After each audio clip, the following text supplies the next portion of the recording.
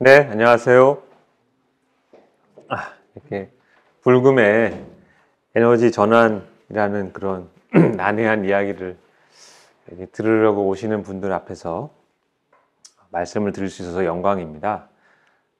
말씀 방금 소개하신 대로 지난번 강의 때는 이제 에너지 전환의 일반론과 최근의 우크라이나 전쟁과 유럽의 상황, 유럽의 대응, 그 다음에 에너지 공급 위기에도 불구하고 유럽은 재생에너지에 투자를 늘리면서 정면 돌파하겠다라는, 왜 그러냐, 그 비하인드 어떤 근본적인 로직 이런 것들을 말씀드렸습니다. 사실 이제 제가 2주 전에 그 얘기를 드리고 지난주에 유럽에서 실제로 이제 그 사안들을 이제 집행위원회가 확정을 했습니다. 해서 사실 요즘은 유럽은 이제 미국도 마찬가지고요. 화석연료 가격이 비싸지면서 재생에너지와 원자력에 대한 그런 투자 급증하고 있고, 최근에 이제 국내에서 그 가스 관련된 세계적인 사람들이 모여서 대구에서 이번 주 오늘까지 행사를 했고, 거기서 저도 갔다 왔는데 여러 가지 이제 논의가 있었어요. 근데 이렇게 가스값, 기름값이 비싸지만 가스 업체가 그렇게 행복하지는 않습니다. 특히 세계적인 에너지 기업인 뭐 BP나 쉘 같은 데 부스를 가보면은 가스 행사인데 가스 글자 한마디도 없어요. 실제 쉘 같은 데는 막 풍력 터빈이 있고 자기들은 6기가와트의 재생에너지 포트폴리오 갖고 있다 이렇게 자랑을 하고 있고, 그러니까 우리가 첫 번째 기억해야 될 것은 에너지는 롱텀, 장기간의 어떤 정책적 접근이 필요합니다.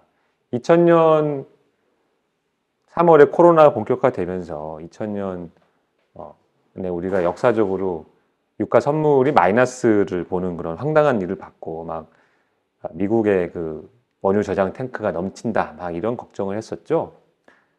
그때는 이제 마치 내일 모레면은 세상이 화석연료 시대 끝나고 재생에너지 시대가 오는 거 아니냐 이런 이제 기대가 파다했었고, 지금은 반대죠. 재생에너지는 이거는 다 뭐 동화 속의 얘기고 현실에서는 기름하고 가스가 없으면 큰일 난다. 저는 사실은 양쪽 다 너무 지나친 극단이라고 봅니다. 그래서 오늘은 우리나라 현실에서 이 에너지 전환이라는 것을 어떻게 받아들여야 되고 현명하고 합리적인 정책적 접근은 무엇인가를 논의를 좀 말씀을 드리겠습니다. 에너지 정책과 전략에 관한 일반적인 지금 동북아시아의 일반적인 컨센서스. 왜냐하면은 미국 상황은 우리하고는 좀 달라요. 왜냐하면 미국은 에너지를 자기가 자급자족을 거의 합니다. 그리고 발권력도 갖고 있죠. 우리는 발권력도 없고 에너지의 90% 이상을 수입해서 써야 됩니다. 그러니까 미국에서 공부한 학자들이 에너지 정책이 어떻고 저떻고라고 말씀하시는 거 물론 존중하고 이해해야 되지만, 이분들이 이제 보면은 많은 자신들의 정책적 논거를 끌어오는 그런 이 근거가 이제 주로 미국 쪽의 어떤 그 주장이 많은데, 그 미국 쪽 주장에서 우리가 절대 간과해서는 안 되는 게, 미국의 에너지 정책 시장은 기본적으로 시장주의, 그다음에 발권력이 받침이 되고 에너지를 얼마든지 생산을 원하면 할 수 있다 자국 내에서라는 게 깔려 있어요. 근데 이거를 이제 좀 트랜스레이션 잘못하면은 우리가 전혀 엉뚱한 결론이 나올 수가 있습니다. 중요한 이제 오류 중에 하나가, 우리가 원하면 언제나 석유랑 가스를 사올 수 있다라고 생각하는 사람들이 있는데 절대 그렇지 않습니다. 절대로. 에너지 공급 위기라는 게 유럽에서 현실화된 이유도 분명히 배관을 깔고 서로 몇십 년짜리 공급 계약을 했는데 상대방이 안 지키잖아요. 근데 안 지키는 상대방을 어떻게 처벌할 힘이 없어요.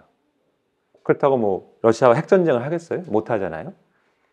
만약에 제가 지난번 말미에도 얘기한 거지만 뭐 한 2, 3년 후에 미중 패권 갈등이 아주 치열해져서 미국하고 중국하고 국제적인 이제 해상 전투를 벌였다고 가정을 해보겠습니다.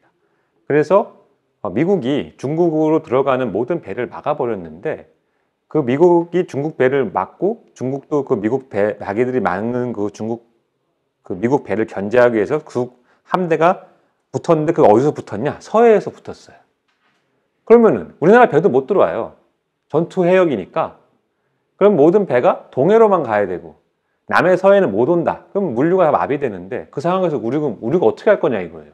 우리가 뭐 중국 베이징에 미사일을 쏘겠어요? 미국 워싱턴에 미사일을 쏘겠어요? 방법이 없습니다. 그러니까 우리가 확보하고 있는 에너지 공급 라인이라는 건요, 굉장히 취약해요. 본질적으로. 그래서 이제 유럽은 야, 내가 물리적인 배관을 설치하고 서로 같이 사업을 하겠다고 약속을 하고 독일 자본이 유럽에 러시아에 돈 엄청나게 많이 썼거든요. 그럼에도 불구하고 전쟁이 나니까 이런 상황이 된단 말이에요. 즉 우리는 그거보다 훨씬 더 취약합니다. 만약에 뭐 북한의 김정은이 며칠쯤 있다가 갑자기 그 ICBM 미사일 탄도미사일 실험 장소 방향을 동쪽이 아니고 약 동남쪽 돌리면 어떻게 될까요? 당장 우리나라에 들어오는 배들이 못 들어올 수 있어요. 그러니까 우리는 굉장히 에너지 공급 자체가 취약한 나라인데 이러한 현실적인 측면에서 상황을 좀 볼 필요가 있다. 그리고 제가 지난번 시간에는 에너지 전환의 어떤 필연성을 논의했지만 이번에는 반대로 에너지 전환의 현실적인 어려움, 필연성과 현실적 어려움을 같이 보고 에너지 전환을 위한 또 대전제가 몇 가지 있습니다. 첫 번째 가장 중요한 전제는 현재의 경제 상황을 유지해야 돼요. 그게 무슨 말이냐면 사람이 뭔가를 바꾼다는 거는 여유가 있을 때 할 수 있는 거지 당장 먹고 살 수가 없는데 내일 모레 문제는 접어둘 수밖에 없는 게 사람이고 다수 대중이 모여서 돌아가는 게 현대 민주주의 사회면은 아무리 올바른 선각자들이 지금 당장 허리띠를 졸라매고 지구를 구하자라고 물론 외칠 수 있죠. 하지만 그 외침이 대중의 지지를 얻어서 다수당의 표를 얻고 입법화되고 정치 권력을 획득하는 건 전혀 다른 얘기입니다. 유럽도 녹색당이 정권을 잡는 데까지 30년 이상이 걸렸어요. 많은 정치적 투쟁과 세대 교체를 통해서. 우리는 이제 시작 단계에 있기 때문에 유럽의 녹색당의 성공 사례를 고무돼가지고 우리나라에 와서 당장 어떤 과격한 에너지 전환 정책을 법으로 강제하면은 지구를 구할 수 있다는 주장은 저는 좀 옳지 않다고 봐요. 왜 옳지 않느냐? 작동을 안 하고 그게 작동을 안 하면 오히려 부작용이 난다 이겁니다. 마치 간단하죠. 서울의 집값을 규제하는 방법. 극단적으로 집값 상한선 그어버리고 내일부터 대통령 행정명령으로 서울의 모든 아파트는 7억 이상 안 돼. 깜빵 가 이러면 어떻게 될까요? 아파트 값 7억으로 유지되겠습니까? 안 그러죠. 음성거래를 해요. 집을 안 짓게 되고 서울의 모든 집이 다 낡아 뭉개지겠죠. 즉 모든 정책은 직선적으로 작용하지는 않습니다. 이 정치경제 시스템은 일종의 복잡 적응계이기 때문에 이렇게 정책을 내면 저렇게 반응을 한다는 것이 굉장히 복잡하게 얽혀 있고 에너지는 그 중에서도 아주 고도의 국제 정치까지 얽혀 있어서 복잡하기 때문에 그러한 점들을 생각할 필요가 있다. 마지막으로 한국에서는 그러면은 어떤 현실과 어떤 과제를 극복해야 되겠는가를 말씀드리겠습니다. 첫 번째로 국가 에너지 정책에 대해서는 우리가 큰 틀을 알 필요가 있습니다. 에너지 정책이라는 것은 국가가 일단 정권의 변화와 큰 관련 없이 장기적으로 전망을 해서 그 전망대로 끌고 가는 것이 기본입니다. 그래서 에너지 기본 계획이라는 계획을 가지고 20년 정도의 미래에 대한 우리나라는 20년 동안 에너지를 이렇게 정책을 가져가겠다라는 것을 수립해서 하위 계획들을 쭉 만들어 갑니다. 이 에너지 기본 계획은 5년마다 수립을 하고 올해 말에 차기 에너지 계획이 이제 발표될 예정이고요. 그 다음에 이 방향에 맞춰서 다양한 계획들이 세워질 거고요. 수요 측면의 계획과 공급 측면의 계획들, 전력, 석유, 가스 등등등 여러 가지 계획들이 수립이 될 겁니다. 참고로 제가 지금 이제 이 에너지 기본 계획을 수립하는 이제 전문위원 중에 한 명으로 일을 하고 있고요. 그래서 이제 많은 논의들을 현재 전문가들 분들과 하고 있습니다.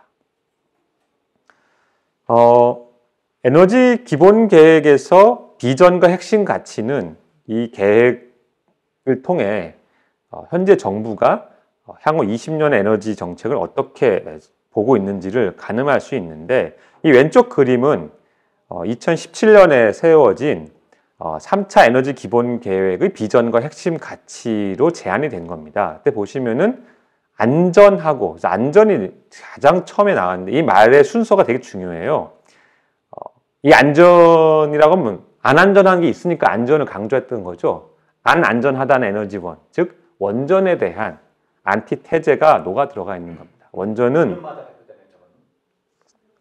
원래 5년마다인데 이제 2017년에 이것을 개정하면서 좀 탈이 있었어요. 문재인 정부가 들어서고 이 계획을 바꾸고 하면서 만들고 해서 이제 집행을 하고 있는데 윤석열 정부로 바뀌고 사실은 이제 이 계획에서 좀 더 한 1, 2년 더 가야 되는데 사실 정권이 선거운동의 1번 캐치프레이즈가 에너지 정책 바꾸는 거였잖아요. 그래서 안 맞다 해가지고 사실은 그 기간을 좀 조정을 해서 아예 정권이 5년마다 설립이 되니 그 5년하고 이 에너지 기본계획 5년을 맞추자 해서 지금 새로 만드는 겁니다. 그게 옳다고 봐요. 왜냐하면 에너지 기본 계획에서 20년을 바라보고 정책을 세우지만 5년에 바뀐 정책하고 이 그러니까 정권의 방향과 정책이 전혀 엉뚱하면은 괜히 소모전만 일어나요. 아무 일도 안 되고. 그래서 좀 바꾸자. 그래서 그것은 뭐 저는 나쁜 생각은 아니라고 봅니다. 과거에 안전을 엄청 강조했고, 그래서 보면 안정하고 성장은 이거는 모든 계획에 똑같아요. 에너지 안보와 이코노믹 그로스, 이거는 위아래는 항상 똑같고 가운데 세 개가 이제 바뀌는데 이걸 잘 봐야 됩니다. 기존 3차는 안전, 환경, 공존. 그래서 약간 좌파 냄새가 나죠. 기존에는 뭐였어요? 기존에는? 이게 왼쪽 게 기존 거예요. 이 전 거. 예. 그거는 이제 안정하고 성장은 똑같은데 주로 경제 발전, 시장주의 이런 쪽이었어요. 예, 용어가. 근데 이제 보시면 그 기존에 좀 경제 중심적인 어떤 뭐 번영이나 이런 가치, 이런 경제 중심의 가치나 개념보다는 이제 약간 그런 좌파적인 혹은 환경주의적인 냄새가 좀 나는 그런 이제 용어들이 들어갔죠. 근데 이때는 항상 보시 빨간색이 중요한데 뭐 안전한 삶, 미세먼지, 그 다음에 참여, 소통, 분권 이런 게 다 일정한 어떤 이 정치적 색깔이 느껴지는데 이것은 이제 오른쪽처럼 바뀔 것 같습니다. 아직 확정된 건 아닌데 뭐 확정은 아니지만 보시면은 안정, 성장은 똑같은데 환경이 하나 올라오면서 이제 공감과 자율이라는 게 들어갔죠. 그러니까 안전이 빠졌어요. 즉 안전한데 뭘 안전을 강조하느냐 이렇게 이해를 하시면 될 것 같고요. 그래서 예정입니다. 확정은 아니지만 공감과 자율이라는 것이 핵심 가치로 올라올 걸로 예상된다. 그럼 공감이 뭐냐? 한마디로 다수 대중이 납득할 만한 수준의 정책을 펼치겠다 이거예요. 근데 이건 되게 저는 옳은 방향이라 봅니다. 왜냐하면 아까도 얘기했지만 아무리 옳다고 믿는 소수의 엘리트와 선각자들이 주창을 하더라도 이 자유민주주의 사회에서는 다수 대중이 지지를 안 하면 아무 의미가 없어요. 즉 다수 대중이 지금 이 순간에 어느 정도 합의하는 수준에서의 변화와 전환이 가능하다. 이것은 제가 볼 때는 받아들여야 될 조건입니다. 굉장히 중요하고 자율이라는 말이 이제 슬쩍 들어왔죠. 이것은 이제 공존이 자율로 바뀌었어요. 뭘 의미할까요? 공존이라는 거는 뭡니까? 경쟁보다는 같이 잘 살자는 거고 자율은 정부의 간섭보다는 시장에 좀 맡기겠다. 그러면은 경쟁력이 있는 애는 좀 더 잘 나가고 경쟁력이 없는 애는 좀 도태되지 않겠는가라는 그런 것이 좀 깔려 있고 민간 자율, 창의성 뭐 이런 말들, 시장 이런 게 막 나오죠. 그래서 요즘 이제 시끌시끌한 민영화랄지 시장 자율이랄지 이런 것이 묻어 있다. 근데 저는 개인적으로 이 공감과 자율 다 굉장히 찬성을 합니다. 이것이 안전과 공존보다 낫다 나쁘다 의미가 아니고 안전과 공존을 강조해서 우리가 얻은 게 있고 지금 이 시기, 앞으로 우리가 바라봐야 될 시기에서 우리나라 에너지 전환에서 되게 중요한 것은 저는 공감과 자율이라고 봐요. 이게 오늘 제가 강의의 핵심인데 아무리 좋은 것도 다수 대중이 동의를 해야 된다. 그 정도 수준에서 해야 된다. 이게 첫 번째. 두 번째는 우리나라 경제가 지금 G8이니 G7이니 하는 수준에서 정부가 이제 잘 보면은 언론에서 뭐 무슨 정책으로 뭐 몇 조 단위의 손실이 발생하니 뭐 몇 조 단위의 돈을 퍼주니 하는데 우리나라 1년 예산이 600조가 넘어요. 네. 이미 경제가 어마어마하게 커졌어요. 우리나라 경제가. 여러분이 뭐 뉴욕에 런던에 집이 비싸다고 생각하시잖아요. 같은 평수 대비 강남이 더 비싸요. 뉴욕 맨하탄에 가서 공원 바로 앞에 집 그거 뭐 250만 불이면 사요. 강남 아파트 값도 안 되는 거예요. 우리가 그만큼 경제 수준이 높아지고 경제 규모가 커졌기 때문에 정부가 개입을 하면 할수록 이제 부작용이 많이 생기는 그런 시대가 왔다. 그래서 이 두 가지는 중요하다 봅니다. 이것도 이제 산업통상자원부에서 손정락 박사님이 만들어 주신 자료를 제가 일부를 갖고 온 건데 사실 아주 기본적인 이야기입니다. 국가 에너지 정책이라는 것은 에너지 안보와 경제 성장과 에너지 전환 이 세 가지가 선순환을 이루게 만들어야 돼요. 근데 우리는 에너지 전환에 너무 강조하다 보면은 에너지 안보를 해칠 수가 있고 경제 성장을 방해할 수가 있는 것은 좀 조심해야 된다. 그래서 단기적으로는 현재 에너지 가격이 불안정하고 공급이 불안정합니다. 그러니까 이 에너지 안보, 가격 안정 이것이 가장 중요합니다. 어떤 시대에도. 왜냐? 에너지 가격 안정이 안 되면 경제가 불안해지고 경제가 불안해지면 모든 정책이 작동을 안 합니다. 그러니까 에너지 가격 안정과 에너지는 소비가 상당히 일정하죠. 그러니까 공급 안정. 그래서 공급 안정과 가격 안정이 절대적으로 중요하다. 그럼 공급 안정하려면 어떻게 되느냐? 아까도 얘기했지만 우리는 대부분 수입한단 말이에요. 그러면은 수입을 해주는 길을 잘 지켜주는 패권국에 잘 협조를 해서 바닷길을 잘 지켜주시오라고 협조를 해야 돼요. 그거는 공짜가 아닙니다. 그러니까 우리가 미국 패권으로 인해서 전 세계 통항의 자유가 지금 보장되는 사회에 살고 있어요. 이것은 1945년 미국이 2차 대전 승리한 이후에 세워진 질서인데 우리나라하고 일본이 여기서 제일 득을 많이 봤어요. 옛날 같으면 어떻게 됐느냐? 바다에 해적이 많고 바다의 통행을 안전하게 하기 위한 자체가 힘들었어요. 그래서 수입하는 물자가 비쌌습니다.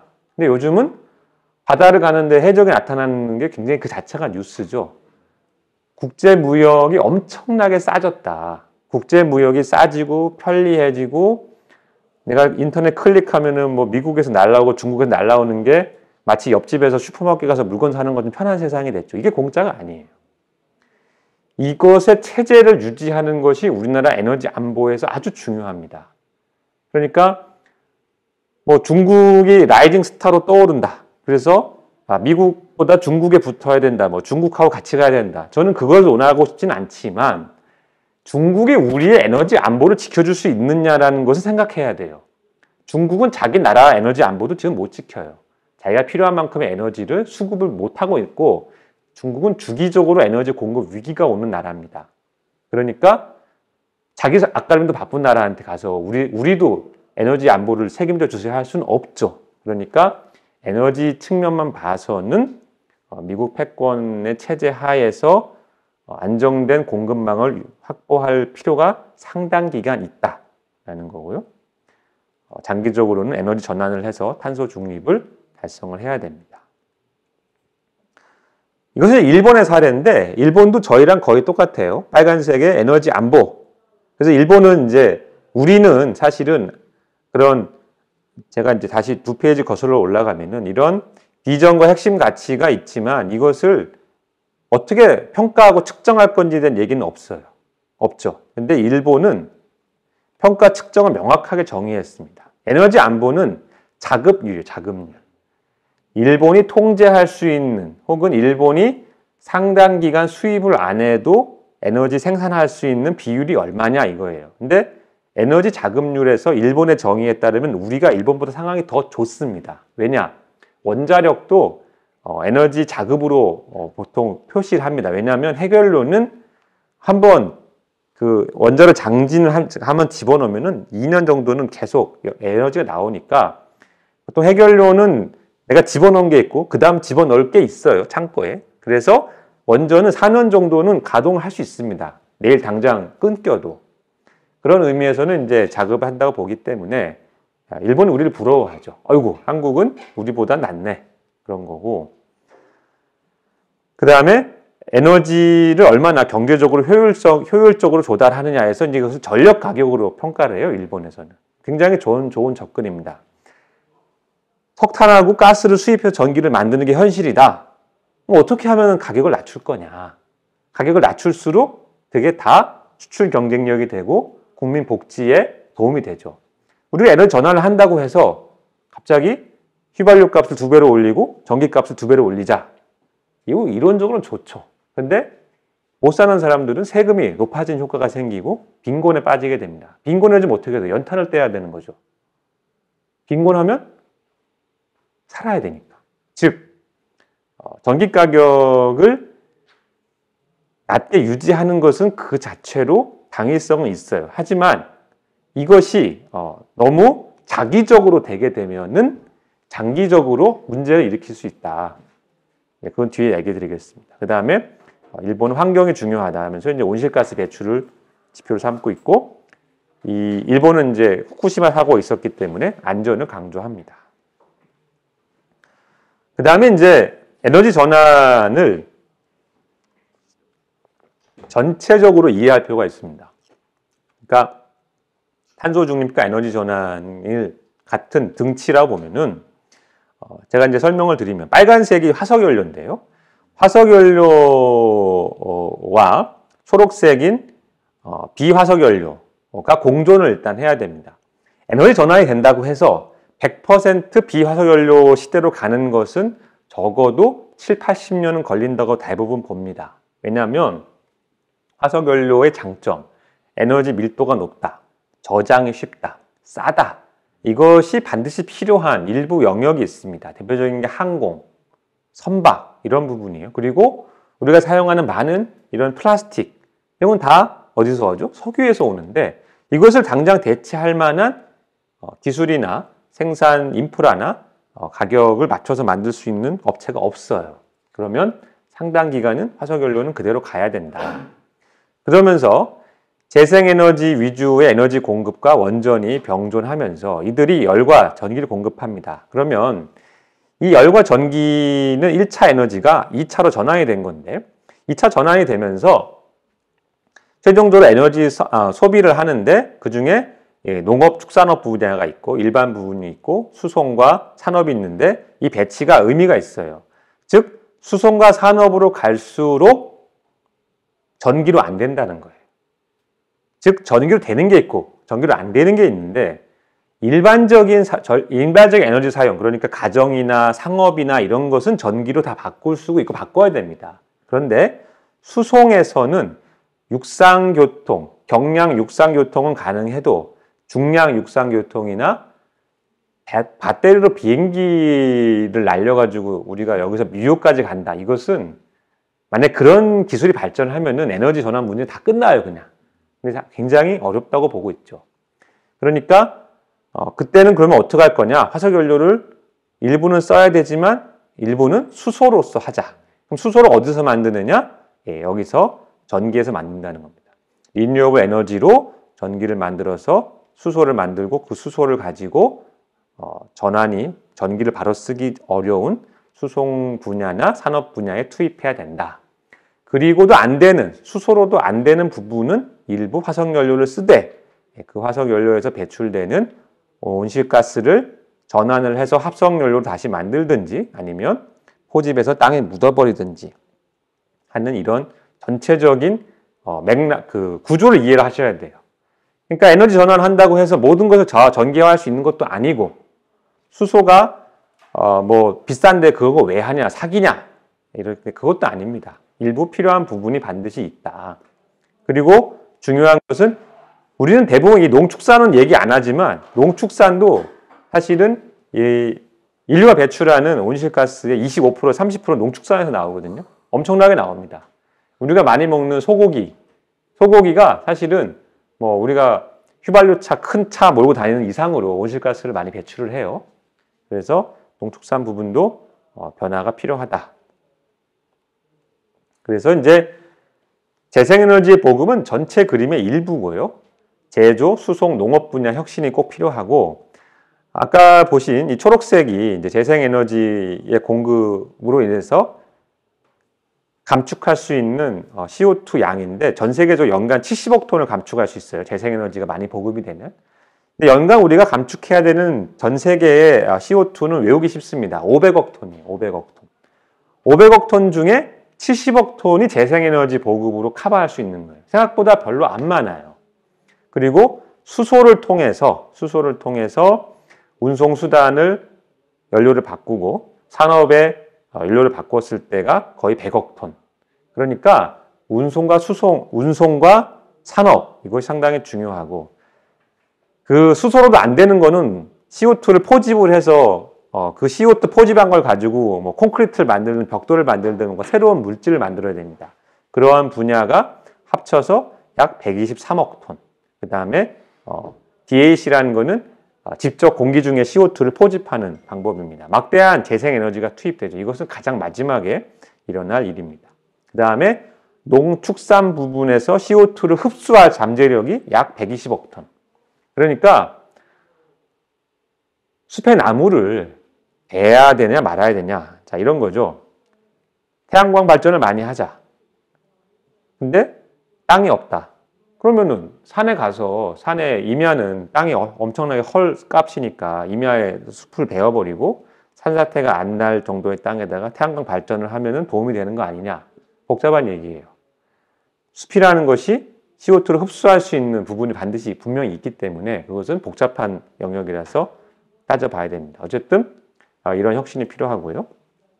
다음 중요한 것은 에너지 정책은 정답이 없어요. 나라마다 상황이 다 다른데, 이 밑에 숫자, 이 전체는 이제 전기 생산에서의 연료 비율인데요. 전기 생산 중에 이 밑에 숫자는 재생에너지의 비율입니다. 근데 보시면 캐나다는 66.3%예요. 캐나다는 그러면 태양광 풍력이 엄청나게 보급됐겠네? 캐나다는 태양광이 보급이 별로 안 돼 있어요. 왜냐? 날씨가 흐리고 위도가 높아요. 그리고 풍력도 많이 안 합니다. 왜냐하면 눈이 많이 와가지고 풍력 발전기가 얼어붙으면은 메인터넌스 되게 어렵거든요. 근데 캐나다는 수력이 되게 풍부해요. 그래서 수력 비중이 높은 거죠. 그리고 프랑스는 재생에너지는 수력이 11%, 나머지 풍력, 태양광이 8.3%지만 원자력이 71.6%. 그런데 이 프랑스는 누구랑 같이 공존하느냐? 독일과 공존하고 있어요. 독일은 재생에너지만큼 석탄으로 발전을 많이 하는 나라입니다. 그래서 이 나라별 상황은 그 나라의 어떤 발전 경로, 자원, 산업, 인구, 토지 다 다르기 때문에 이런 정책을 논하면서 특정 나라의 사례를 갖고 와가지고 이 나라 이렇게 하는데 우리는 왜 안 되냐? 저는 그것은 굉장히 안 맞는 접근 방법이라고 해요. 그건 그 나라의 상황이 있는 거고, 우리 상황이 있는 건데, 우리가 제일 참고하기 비슷한 나라는 일본이에요. 왜냐하면 유럽의 모든 나라들은, 유럽의 이 5국가들은 서로 가스 네트워크와 전력 네트워크를 공유합니다. 그러니까 사실 5나라는 각 개별 국가의 상황도 사실 큰 의미가 없어요. 전기를 다 이미 돌려쓰고 가스 돌려쓰기 때문에 이미 그 안에서 최적화를 맞춰가는 상황인 거죠. 그리고 미국하고 캐나다도 전기망이 연결돼 있어요. 가스망도 연결돼 있고. 그래서 이 두 나라도 공존을 합니다.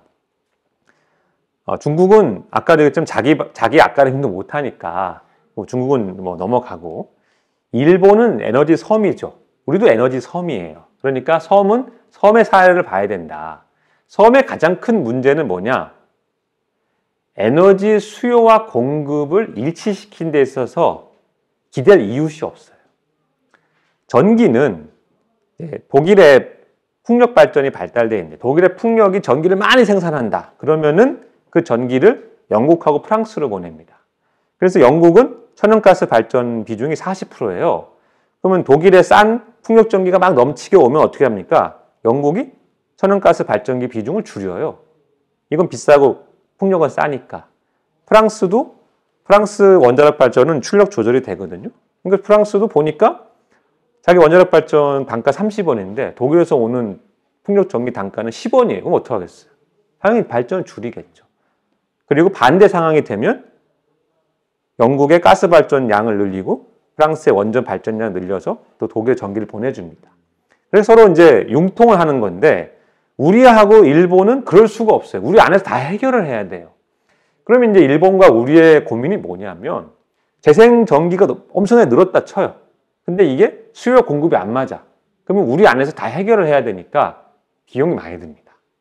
그래서 에너지 섬은 나중에 가면 비용이 많이 든다.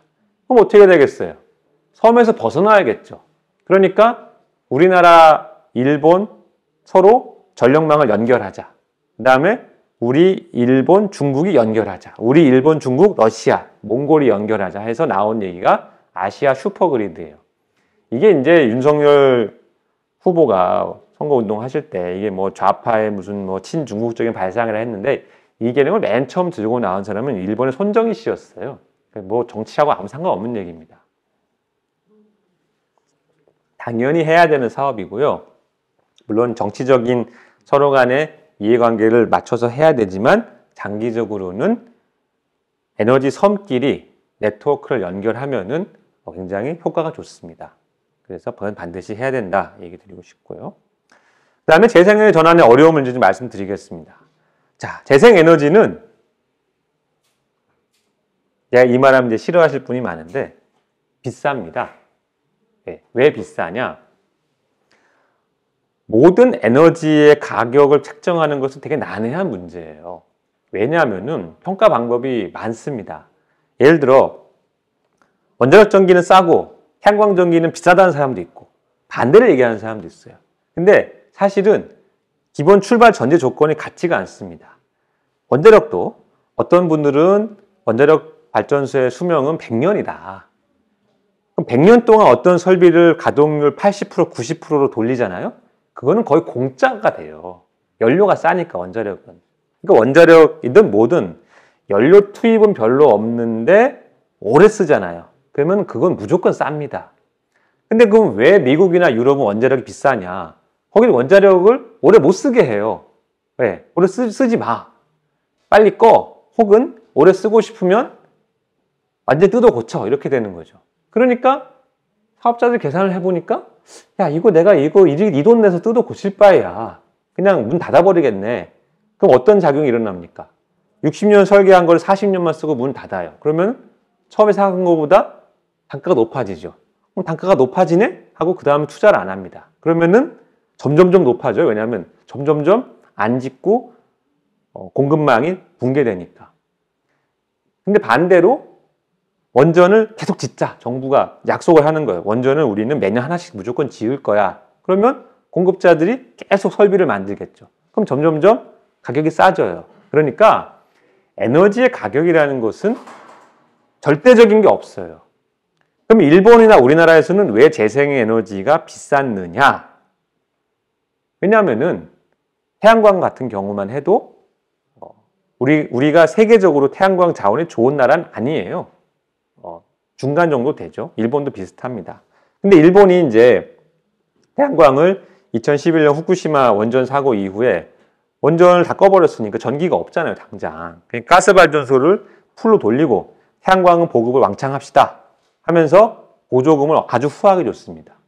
그러니까 태양광 전기를 생산만 하면은 돈을 잘 벌게 보조금을 후하게 줬더니 어떻게 됐냐, 결론적으로 2012년에 일본 가구당 월 우리 돈으로 600원 정도를 추가 부담을 했는데 지금은 8,000원을 부담을 해야 되는 거예요.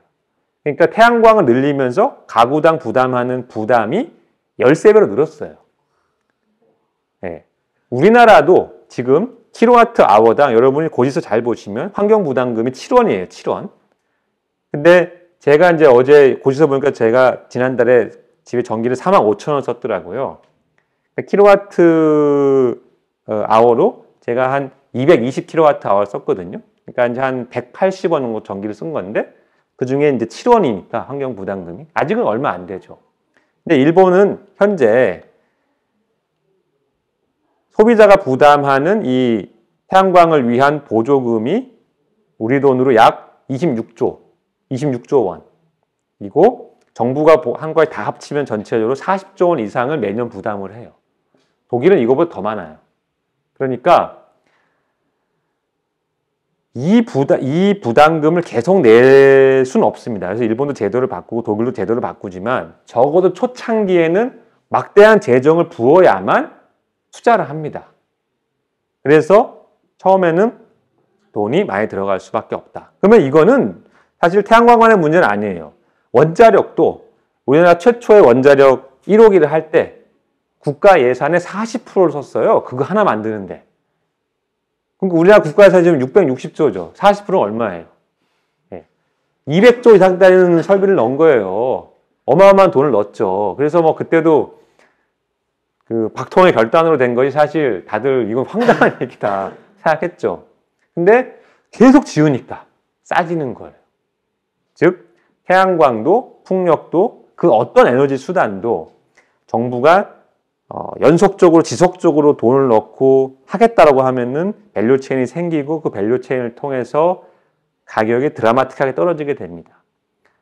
그때까지 얼마나 참을 수 있느냐가 첫 번째 중요한 거고, 두 번째 문제는 경제가 빨리 발전을 하고 에너지 소비가 늘어나면은 이게 다 흡수가 됩니다. 그런데 우리나라 일본의 고민이 뭐냐면 인구는 줄고 경제 성장은 둔화되거나 정체되잖아요. 그럼 에너지 소비도 줄거든요. 그럼 절대적인 에너지 소비는 주는데 투자를 계속한다? 그럼 어떻게 됩니까? 단가가 높아질 수밖에 없어요. 그러니까 에너지 전환의 두 번째 진실은 경제가 정체되고 인구 성장이 정체되면 에너지 가격은 무조건 높아지게 됩니다. 인프라를 계속 최소 유지 보수를 해야 되니까. 그래서 여기서 고민이 생기는 거예요. 내가 사람들이 노화되고 앞으로 국가 경제가 늙어갈 건데 이거 에너지 시스템을 유지하는 것만 돈이 드네? 이건 보통 문제가 아니에요. 그래서 여기서 우리 국가적으로 고민을 심각하게 해야 되는 게 당장의 화석연료를 대규모로 수입하는 경제는 지금은 유지가 될 수 있어요. 우리가 재정 흑자를 내니까 무역 수지 흑자를. 근데 이것이 장기적으로 유지 가능하냐는 거는 굉장히 퀘스천을 해야 돼요. 20년, 30년 후에도 과연 우리가 그런 외화를 벌어올 수 있을까? 외화를 못 벌으면 어떻게 돼요?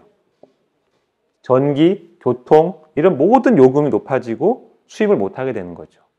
그러면 다시 거꾸로 생각하면은 내가 돈이 있고 여유가 있을 때 만들기만 하면 에너지가 나오는 설비가 있으면 정말 좋겠죠. 그러니까 돌고 돌아서 제가 드릴 수 있는 말씀은 지금 돈을 투입해서 우리가 관할하는 우리의 영토 안에서 에너지를 생산만 할 수 있으면 그건 좀 비싸도 그렇게 비싼 게 아니라는 거예요. 길게 보면. 즉, 우리의 많은 전제, 미래에도 화석연료를 수입하거나 수소를 수입하거나 핵연료를 수입하거나 이런 복잡하고 비싼 인프라를 유지할 수 있는 경제를 지탱한다라고 자신하면 되는데 그럴 수 있을까 이거예요. 우리는 국가가 늙어가고 인구가 줄고 경제가 활력을 잃어간단 말이에요. 그러면 여유가 있을 때 미래 에너지가 나올 수 있는 설비를 갖는 것은 나쁜 생각이 아니에요. 그래서 일본은 결론적으로 재생에너지 투자를 계속합니다. 보조금을 많이 넣었고 여기에 대해서 좀 생각보다 돈을 많이 썼다고 하지만 일본 국민들이 찬성해요. 여전히 지지해요. 왜냐하면 이러한 논의를 거쳤고 일본에서는 이것에 충분한 공감대가 있어요. 우리가 에너지 자금률을 높이지 않으면 미래에서는 정말 곤란한 상황이 올 수 있다라는. 그리고 이러한 똑같은 경험을 재생에너지 보급이 높은 나라는 다 겪었습니다. 독일이 대표적인 사례인데 독일은 에너지 생산, 전기 생산 원가가 싸요. 생각보다. 독일이 보시면은 왼쪽은 민간 소비자이고 오른쪽은 산업용인데 산업용 전기를 보면 독일이 프랑스보다 생산 비용, 세금 등등을 생산 비용은 더 싸니까 재생에너지가 원전보다 전기가 싸다라는 주장으로 많이 적용되지만 실제로는 전체 공급 비용을 봐야 되고요. 독일의 특징이 생산 원가보다 공급 비용이 더 비싸거나 비슷해요. 즉 에너지망을 구축하고 재생에너지 투자를 위한 보조금을 소비자들이 내는 구조거든요. 따로 재정을 만드는 게 아니고. 그러니까 재생에너지 보급을 늘리기 위한 투자가 규모가 커지면 전기요금은 올라갑니다. 그것은 피하기 어려워요. 즉 우리나라 입장에서 뒤에는 말씀드리겠지만 취할 수 있는 정책은 두 개인데, 하나는 이러한 일시적인, 이것이 이제 5년에서 10년 정도라고 봤을 때 일시적인 대규모 투자와 요금 인상을 감내하고 지속적으로 국내에서 에너지 생산을 늘릴 거냐, 재생에 전환을 할 거냐, 아니면 테크놀로지 발전되는 거를 더 기다렸다가, 태양광 전기가 지금 예를 들어서 원가가 100원이다. 근데 기술이 발전하니까 10년 후에는 50원 될 수 있단 말이에요. 그럼 기다렸다가 10년 후에 하자 이렇게 생각할 수 있잖아요. 그럼 10년 후에 할 거냐? 근데 그럼 이제 독일이나 프랑스나 이탈리 입장에서는 어떻게 되겠어요? 이 사람 바보가 아니잖아요. 우리 같은 나라가 정말 짜증날 거 아니에요. 자기들은 이런 대의를 위해서 돈을 투자하고 다 자기 소주머니에서 부담을 하고 있는데, 또 잘 사는 한국에서 G7이라고 하고 뭐 국민소득이 3만 불이니 4만 불이니 하는 한국에서 안 하네? 그럼 어떡하겠어요? 너네는 불공정해. 너네는 악당이야. 너네가 수출하는 제품은 불공정한 보조금이 녹아 있으니까 세금을 내. 이렇게 나온단 말이에요. 그래서 많은 사람들이 WTO 체제가 조만간 붕괴된다. WTO 체제라는 거는 이런 에너지에 관한 기본적인 컨센서스가 일치됐던 상황에서 나온 겁니다. 화석에너지 시대에서 나온 거고, 에너지 전환 시대에서는 각 국가의 에너지 상황이 안 맞기 때문에 유지 가능하기 되게 어려워요. 공정 경쟁을 할 수가 없는 거고, 그러면은 소위 탄소 배출을 국가 간 조정하는 메커니즘이 적용이 되고, 우리도 재생에너지든 에너지 전환이든 탄소 중립에 관한 상당한 투자를 안 하면 수출 기업이 상당히 이제 트러블을 겪게 될 겁니다. 유럽 소비자들 입장에서는 이런 상황을 너무 잘 알고 있고요. 유럽 소비자들이 한국 제품을 예쁘게 볼 시간이 얼마 남지 않았어요. 근데 이제 우리가 잘 생각해야 되는 게, 우리가 이제 차를 살 때 독일 차를 많이 좋아하잖아요. 독일 차가 쌉니까? 독일 차가 연비가 뭐 탁월하게 좋아요? 근데 왜 독일 차를 프리미엄을 주고 사죠? 무형의 브랜드가 녹아 있거든요. 근데 만약에 내가 유럽 브랜드라고 믿었는데 메이드 인 차이나예요. 그럼 어떻게 하시겠어요? 좀 갈등이 오겠죠. 볼보의 최고급 라인은 중국에서 만들어요, 차를. 근데 우리나라 잘 팔립니다. 왜냐? 볼보는 절대 이것이 메이드 인 차이나라고 말을 안 해요.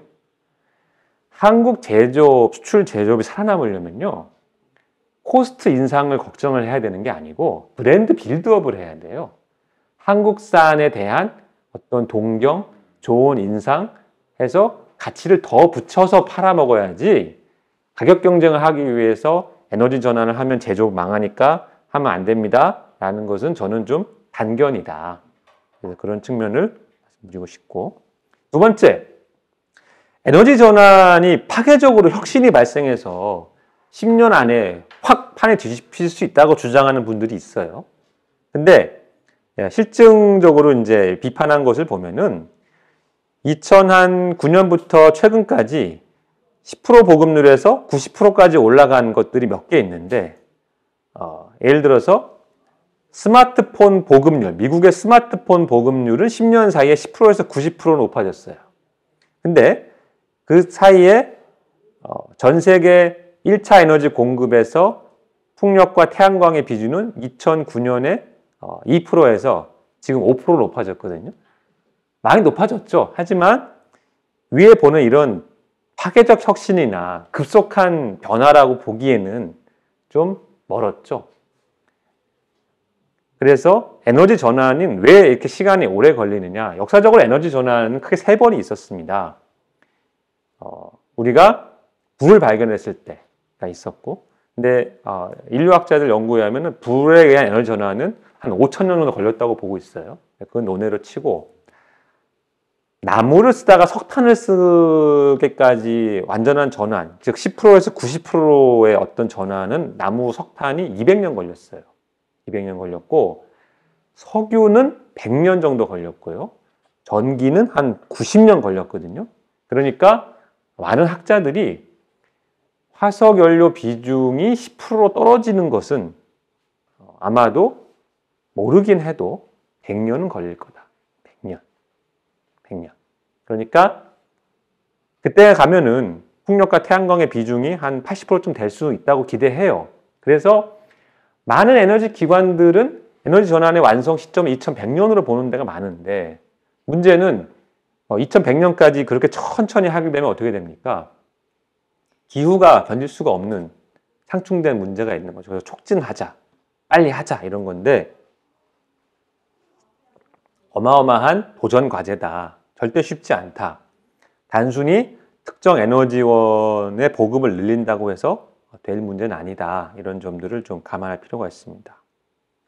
두 번째는 아까 얘기 드린 거 비슷한 건데 재생전기, 재생에너지의 어떤 생산 원가, 가중평균 원가, 코스트, LCOE가 대폭 낮아져도 시간이 걸립니다. 왜냐하면은 공장 설비라는 걸 한 번 설치하면 30년, 40년을 써요.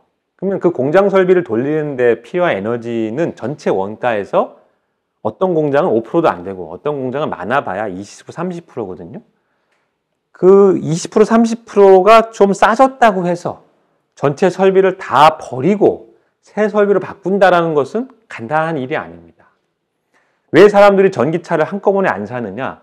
내가 작년에 산 화석연료 자동차가 있는데 제가 이제 저희 집사람한테 야, 테슬라 요즘 새 모델이 너무 잘 나왔는데 차 바꾸자 그러면은 엉덩이로 뻥 차겠죠. 당신 차 산 지가 언젠데 이런 똑같아요. 그러니까 기존 인프라에 투자한 것이 다 쓰고 마르고 닳도록 쓴 다음에 바뀔 수 있습니다. 그 시기가 가장 시간이 오래 걸리는 게 산업 쪽이고요. 보시면 산업 쪽에 직접 화석연료를 쓰는 비중이 굉장히 높죠. 이 양의 에너지가 많아요. 이게 전환되는데 시간이 가장 오래 걸릴 거다. 두 번째는 지난 90년부터 2000년까지 30년 동안 석탄의 비중, 석탄 사용의 비중이 증가한 나라가 상당히 많은데 그 나라들은 어떤 일을 겪었느냐? 이 나라들은 본질적인 산업화를 이때 한 거예요. 나무 쓰다가 석탄으로 바뀐 거예요. 산업혁명을 본질적으로 이때 겪었는데 그 나라들이 인구가 많아요. 문제는. 중국, 인도, 인도네시아 세 나라 인구 합치면 30억이 넘어요. 어마어마한 사람들이 아직도 석탄을 더 많이 쓰길 원해요. 난 집에서 지금 분뇨로 그 소똥 가지고 난방을 하는 거 얼마나 불편해요. 소똥 난방 하다가 석탄 난방 바뀌면 신세계인 거예요. 나는 이게 에너지 전환인데 누가 와가지고 야 태양광, 태양전지로 등을 밝혀. 등 밝히는 거야 좋지. 추운데 열이 안 나오잖아요. 그럼 어떡할 거예요? 그러니까 엄연한 현실은 아직도 인구가 많은 대규모의 큰 나라의 국가들이 석탄도 부족하다. 현실은. 그래서 시간이 걸릴 거라 봅니다. 앞에 이야기 드린 거랑 같은 내용이고 산업화 전기는 많이 시간이 걸리고 특히 이 미국이나 유럽은 이 산업에 사용되는 에너지 사용량 자체를 많이 줄여놨어요. 근데 중국이나 OECD가 아닌 나라들은 산업에 쓰는 에너지가 엄청나게 많고요. 그다음에 산업의 전기화라는 거는 미국 사례를 보면은 전기화가 쭉 되다가 이 밑에 그래프가 이제 산업의 전기 에너지 비중인데 이게 늘다가 15% 수준에서 정체가 되고 오히려 떨어집니다. 왜냐하면 산업이라는 것이 기계를 작동시키고 쿵탁쿵탁 하는 거는 에너지가 별로 많이 안 들고요. 산업에서 에너지를 많이 쓰는 것은 주로 열이에요, 열. 이제 정유 공장은 기름을 끓이다가 끓이고 식히고 끓이고 식히고를 반복하는 거고, 뭐 쇠나 알루미늄이나 이런 것도 다 뭔가 열을 넣어서 가공을 하잖아요. 이건 전기로 바꾸기가 상당히 어려운 거죠, 그 자체가. 그래서 산업의 전기화는 시간이 많이 걸린다.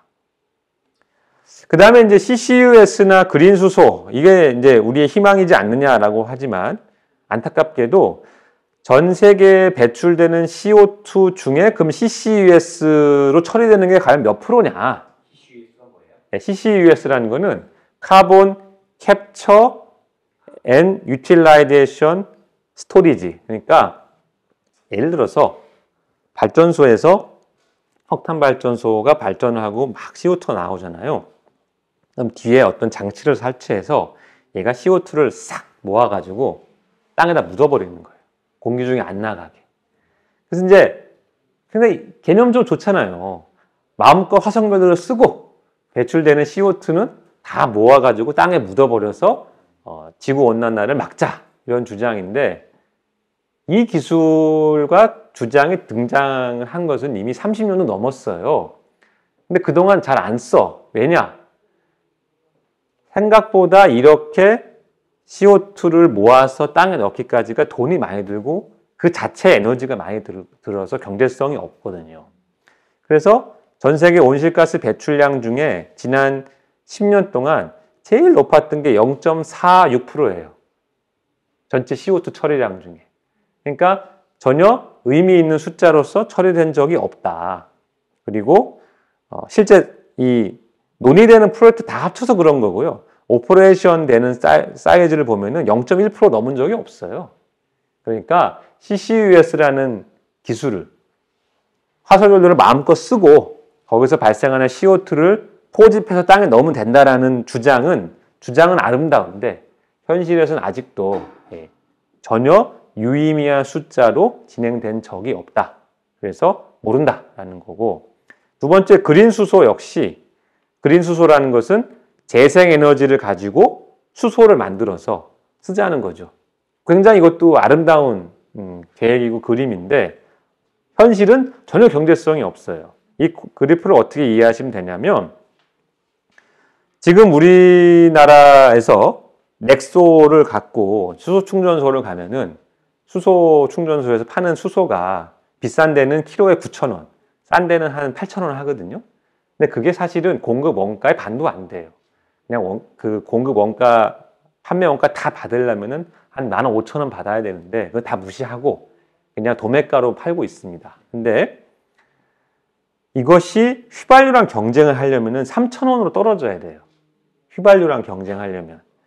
그럼 여기 이제 그래프에 3달러라고 치죠. 3달러까지 도달을 하려면은 전기가 킬로와트 아워당 한 20원은 돼야 되는 거예요.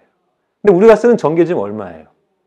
150원, 200원, 뭐 120원 이런단 말이에요. 그러니까 전기가 5분의 1, 6분의 1로 떨어져야 수소가 지금 휘발유 값 정도 될 수 있다는 거예요. 그러니까 한마디로 현재로서는 전혀 경제성이 없고 운전을 하는 혹은 에너지를 쓰는 사람들이 지금 내는 값에 3배, 4배, 5배를 내야 이런 것을 쓸 수가 있는 거예요. 근데 정부는 이런 걸 이제 대규모로 보급하겠다고 하죠. 그럼 정부가 기대하는 거는 민간 기업이 경쟁을 해서 혁신을 해서 시장을 장악하기 위한 기대를 갖고 투자를 해서 가격을 낮춰라 라고 앞에서 얘기하면서 뒤에서는 가격 통제하고 구역 통제하고 지역 통제하고 그러면은 어떻게 될까요? 아무 일도 일어나지 않아요. 그래서 아까 얘기 드린 자율 혹은 민간 경쟁이 왜 중요하느냐? 논의되는 기술은 이미 있어요. CCUS든 그린 수소든 재생에너지든 기술은 있어요. 중요한 것은 대규모 투자와 안정적인 공급망을 만들어야 되는데 그걸 만들려면 자본주의 사회에서 이윤을 기대하고 누가 투자를 해야 되잖아요. 그럼 이윤을 기대하고 투자를 하는데 정부가 이럴 때는 이윤을 가져라 그러고 저럴 때는 이윤을 가져가지 마 이러면 어떡하겠어요? 투자를 아무도 안 해요. 그러니까 에너지 산업에 있어서 민간 이윤을 허용한다, 뭐 민간 경쟁 투자를 허용한다 그러면은 소위 대기업이 뭐 불쌍한 서민들 소주머니 털어가는 거 아니냐 그런 측면도 분명히 있지만 민간 투자가 없으면 에너지 전환을 위한 혁신과 가격이 낮아지는 일은 발생할 수가 없어요. 이것이 굉장히 중요한 딜레마예요. 그래서 유럽의 삼인주의 정권들이 어처구니 없게도 에너지 시장의 자유 경쟁을 다 허용해요. 왜냐? 이걸 이해했으니까. 그러면서 소위 에너지 빈곤층을 위해서는 바우처를 준다든지 소매 가격을 규제한다든지 아예 직접적으로 그 사람들한테 보조금을 쏴줘요, 그냥.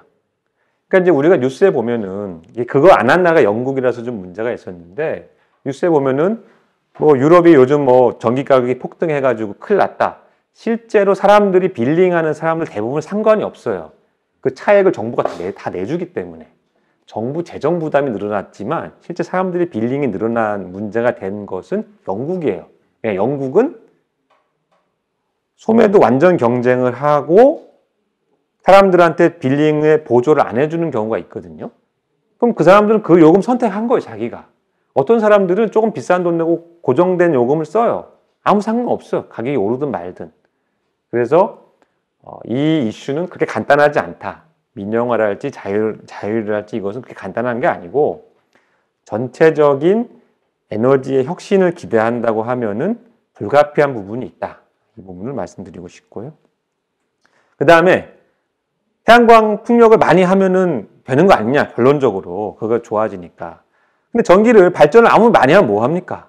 우리한테 와야 되는데. 중간에 송전, 변전, 배전을 위한 여러분이 뭐 그 여행하시면서 철탑 같은 거는 아무도 신경 안 쓰시겠지만 저는 업이 이거니까 철탑밖에 안 보여요, 여행하면서. 저 철탑은 언제 지었을까? 허가를 어떻게 받았을까? 논 한가운데 있는 거는 저 논 주인은 얼마를 보상받았을까? 옛날에는 철탑을 짓는 게 쉬웠어요. 중국은 지금도 쉬워요. 근데 우리나라는 이제 철탑을 더 이상 만들기가 어렵습니다. 밀양 사태 이후에 특사고. 네. 밀양에 불행한 일이 있었죠. 아주 대규모 765kV짜리 대규모 송전탑을 만들었어야 됐고 그것은 이제 원전 전기를 수도권을 보내기 위한 철탑이었는데 이제 밀양에서 반대를 하고 그 때문에 이제 몇 분이 돌아가셨죠. 안타까운 일은 과학적 근거는 없는 반대였어요. 그리고 그런 대형 송전탑이 있으면은 암 발생이 증가한다는 것은 어떤 그 과학적 테마냐면은 증명을 하기도 부정을 하기도 매우 어려워요. 왜냐하면 그 영향이 수십 년에 걸쳐 발생을 하는데 이 사람이 뭐 담배를 피워서 암에 걸리는 것인지 송전탑 때문에 걸리는 것인지 생활 습관이 나빠서 되는 것인지 어떤 주장도 많은 경우에 가능하고 반론도 가능해서 증명도 부정도 하기 힘든 분야다 보니까 반대하는 사람도 명분이 있고 하고 싶은 사람도 명분이 있어요. 근데 어쨌든 현실은 더 이상 우리나라는 이런 장거리 대규모 송전탑 만들기는 어려운 나라입니다. 동해안에 이제 원전을 위해서 강원도로 이제 또 대규모 송전탑 라인이 건설돼야 되는데 지금 12년째 회의만 130번을 했어요. 근데 아직도 노선 확정을 못했어요. 그리고 사실은 한 5년 전에 준공됐어야 되는데 아직 공사를 못하고 있어요. 언제 만들어질지 몰라. 근데 이제 뭐 보상도 싫어. 그냥 무조건 안 돼. 이런 거 무조건 안 돼. 내 땅은 안 돼. 그게 현실인데 지금 수도권의 전기 사용량이 너무 많아요. 지금 계획된 양에서 이미 20-30% 초과해서 전기를 쓰고 있거든요. 우리가 지금. 수도권이 전기를 계속 많이 쓰는 것은 지속 가능하지 않습니다. 이 모든 것이 저 먼 지방과 철탑 밑에 사는 분들의 희생 속에서 지금 우리가 이렇게 있는 거예요. 독일이 이제 똑같은 문제에 직면을 해서 독일은 굉장히 합리적인 방법을 택했어요. 충분히 보상을 해드리겠습니다. 그랬더니 어떻게 됐어요? 우리나라는 1kWh당 송배전 비용이 10원이 안 되는데 한 10원에서 11원인데 독일은 180원이에요. 네, 왜냐? 보상을 다 해주고 새로 지었거든요. 그게 자본주의 원리예요. 즉 우리가 태양광 풍력이 메인이 되는 세상을 원한다. 그러면 내가 내 주머니에 털어서 돈을 내고 철탑을 많이 짓고 변전소를 많이 지어야 되는 거거든요. 왜냐하면 뒤에 뭐 나오겠지만 전기라는 게 참 어려운 게 전력 수요는 계속 움직입니다. 이것은 통제를 못해요. 지금 현재 기술로는. 이걸 예측해가지고 여러 종류의 발전기를 깔아서 맞춰야 되는데 맨 밑에 원자력 발전은 그 특성상 아까도 말했지만 전기가 무지막지하게 싸지만 일정하게 발전이 되고요. 그 위에 석탄 발전기는 이제 사라질 발전기겠죠. 워낙 CO2 많이 나오니까. 그럼 석탄은 이제 없어진다고 쳐요. 그럼 남는 거는 이제 이 복합 발전이라 부르는 가스 발전인데 태양광 풍력은 그럼 어떻게 되느냐? 태양광 풍력은 이 그림이 없어요. 왜 없냐면은 태양광 풍력은 예상한 전력 수요에 맞춰서 넣을 수 있는 전기가 아니죠. 언제 태양 뜰지, 태양이 뜨는 거 알지만 구름이 언제 낄지 모르고 바람이 어떻게 불지 모른단 말이에요. 그러니까 태양광과 풍력이 많아지면 전기란 거는 항상 수요와 공급이 정확하게 일치를 해야만 여러 가지 공급 특성이 맞아서 유지가 되는 물건인데 매우 어려워지는 거예요. 태양광과 풍력이 증가하면 증가할수록 전력망을 유지하기가 어려워요. 그래서 우리한테 필요한 전기는 변동비가 싸고 연료비가 싸다. 그 다음에 내가 원할 때 출력을 느렸다가 줄였다가 껐다 켰다가 쉬워야 되고 주민들이 적극적으로 환영하고 대규모 송배전망이 필요 없고 서울에 바로 지을 수 있는 이런 발전원이 필요한데 그런 발전원은 없어요. 지구상에 없어. 있으면 얼마나 좋겠어요. 이것에 가장 근접하다고 주장하는 게 SMR이에요. 자, SMR은 해결료가 싸니까 변동비는 무지 싸죠. 오케이. 출력 조절은 원래 원전은 출력 조절이 어렵습니다. 핵분열 반응이라는 자체가 되게 델리키트한 걸 조정하는 건데 이론적으로 사실 할 수 있어요. 그래서 이제 그건 하겠다는 거고 뭐 된다고 치고 분산 배치도 되죠. 한 300메가짜리 만들어서 서울에 배치를 하면 돼요. 이론적으로. 그래서 청와대 지하에 하나 놓고 저 잠실 마이스 지하에 하나 놓고 신촌에 하나 놓고 하면 돼요. 주민들을 수용하냐 이거예요. 수용하시겠어요? 본인 집 옆에 생기면? 제 사무실 지하는 수용하겠습니다. 아, 사무실 지하. 네. 국회니까. 국회니까. 네. 그래서 놀랍게도 미국은 도시 바로 옆에 원전이 있는 동네가 있어요. 있어. 그러니까 프랑스도 있어. 그래서 원전이 많이 깔린 나라는 주민 수용성이 높아요. 그러니까 우리가 생각해야 될 거는 이 네 가지가 다 되는 전기는 없어요. 독일같이 나는 원전은 싫어. 비싸지만 돈 많이 낼래. 그리고 나중에 가서 변동비가 워낙 싼 거니까 나중에 가서 점점 전기값이 낮아질 거야 기대하고 가든지 아니면 원전도 받아들이겠다 하고 원전을 공존을 하든지 등등의 선택이 필요하다라는 게 필요하고요. 그 다음에 송배전 사업자도 아까 똑같은 얘기입니다. 투자를 했으면 돈을 벌어야 되잖아요. 한전의 고민이 여기 있어요. 태양광이든 풍력이든 뭐 원전이든 뭐든 발전소를 짓고 그 발전소 전기를 수송을 해야 되고 수도권으로 전기를 보내야 되는데 이 설비를 더 이상 지을 수가 없어. 지으려면 돈을 많이 줘야 돼. 그러면 전기 원가 높아진단 말이에요. 연료비는 상관없이 인프라만 가격이 높아지는데 그 돈을 어떻게 회수하냐 이거예요. 지금 정부가 전기 원가 150원, 200원짜리 전기를 갖고 와서 100원에 팔라고 하고 적자는 네가 다 책임져 이러는 마당에 언제 송배전 망을 투자를 하고 돈을 벌겠어요? 안 된다는 거예요. 미국조차도 보시면 대기 중인 태양광 전기가 지금 거의 700기가와트예요. 사업자는 하고 싶은데 송배전 사업자가 연결을 못 시켜줘. 왜냐하면 송배전 사업자도 자기가 돈을 벌어야 되는데 태양광 발전은 발전해서 자기는 돈 벌 수 있지만 송배전 사업자는 돈 벌기 어렵다. 그러면 왜 특이한 것은 가스 발전은 대기가 별로 없는데 지금 설비도 많고 태양광은 왜 이렇게 대기가 많을까? 자, 똑같은 내가 송배전 라인을 건설했어요. 이 송배전 라인이 1기가의 전기를 처리할 수 있다. 근데 가스 발전이든 원전이든 석탄이든 상당히 높은 비중으로 전기를 왔다 갔다 하니까 내가 테리프를 받으면 되죠. 태양광은 어떻습니까? 일단 하루에 반은 이용 안 하죠.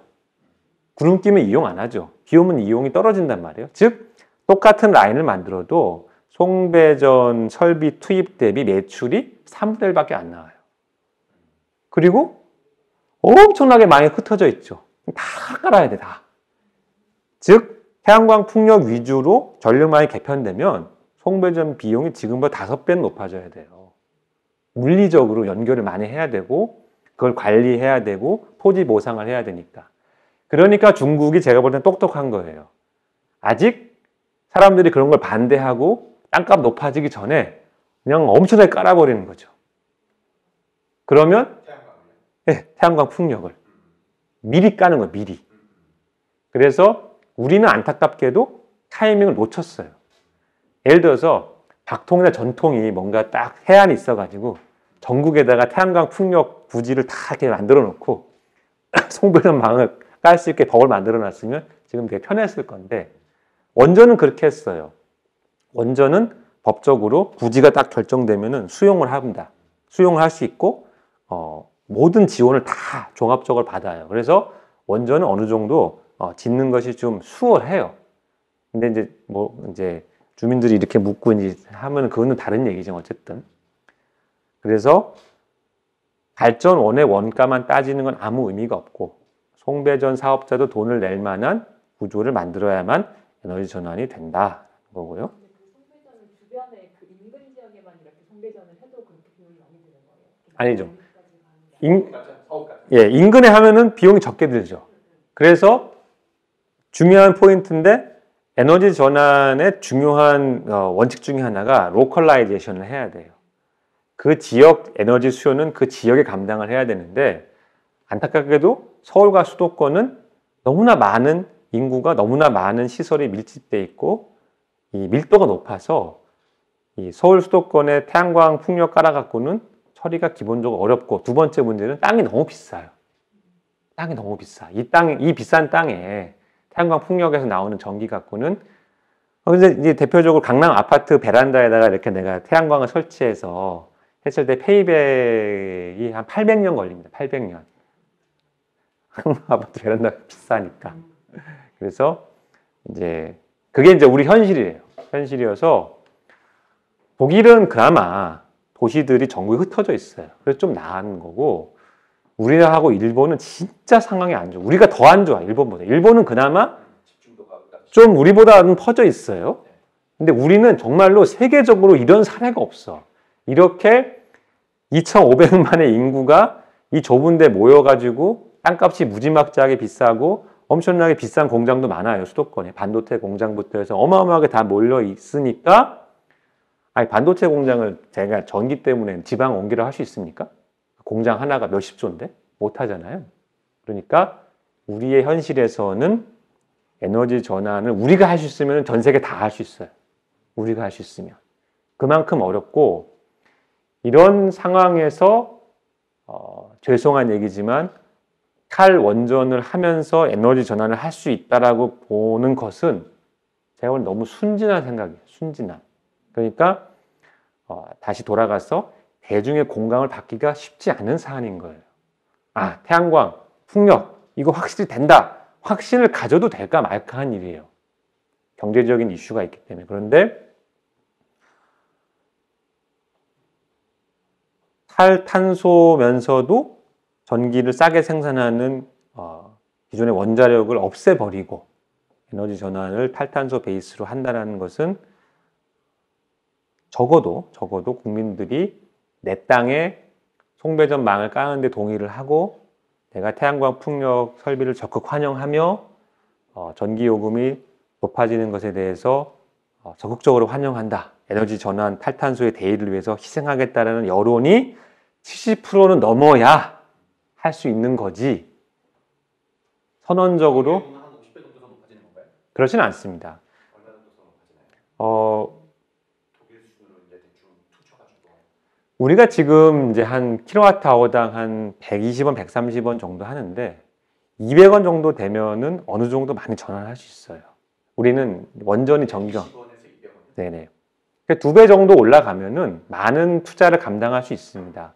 소득주의가 바우처를 주고 일반인들은 돈 좀 더 내세요 할 만한 하겠네요.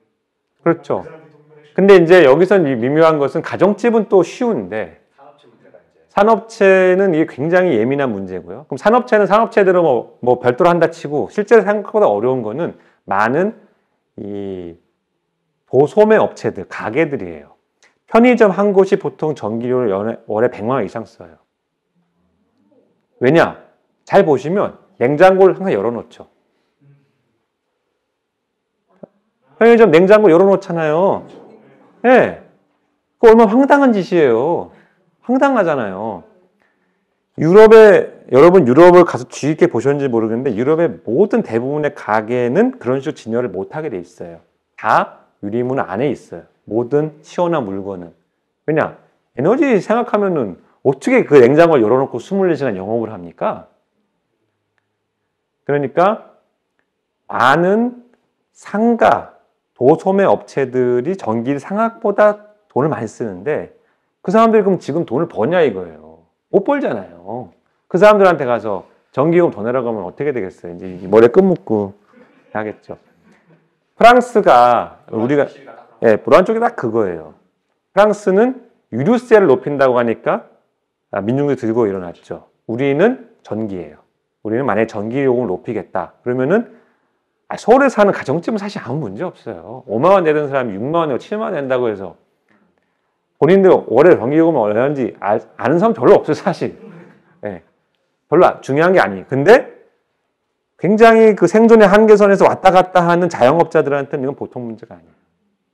그러니까 우리가 에너지 전환하는 데서 어려운 것은 아까 여러 가지 구조적 이슈. 전기를 수도권에 너무 많이 쓴다. 수도권의 땅값이 비싸다. 송배전 사업장의 한전이 정부의 통제를 강하게 받고 있고 적자가 심하다. 그 다음에 국민적 합의를 하기에는 경제적 구조가 이미 좀 타이밍을 지났다. 그 다음에 마지막으로 전기요금에 되게 취약한 계층이 영세한 자영업자인데 이 사람들은 전기요금, 기름값 이런 거는 굉장히 예민하고 특히 영세한 운송업체들은 디젤 보조금 받아야 돼요. 안 받으면 바로 다 파업, 전국 무료 마비 될 거예요. 디젤 보조금 안 준다고 하면 똑같아요. 그러니까 우리는 어떻게 보면은 지난 5년 동안 이런 문제를 해결했어야 되는데 탈원전이라는 슬로건을 내세우면서 이런 문제를 더 악화시켰어요. 그것이 이제 뼈 아픈 거예요. 저 같은 에너지로 밥 먹는 사람들은 뼈 아픈 거고, 뼈 아프고 이제라도 우리가 해야 되는 것은 다시 돌아가면 첫 번째는 혁신을 위한 준비를 해야 되고 에너지 취약계층에 대한 실질적인 보호장치, 재원을 어떻게 마련할 것인가 이런 고민이 필요하고요. 한국의 얘기를 간단하게 이제 하겠습니다. 한국은 일단 수입 의존도가 93%고요. 그 다음에 이제 원유도 이제 에너지로 취급하지만 사실 이 중에 한 반쯤은 제품이고 재수출이에요. 그래서 통계가 좀 애매한데 결론적으로 수입한 거에 한 24%는 사라집니다. 뭐 발전 중에 사라지고 연료 사라지고 사라지는 거고 소비가 있는데 그 중에서 산업이 쓰는 게 한 62%.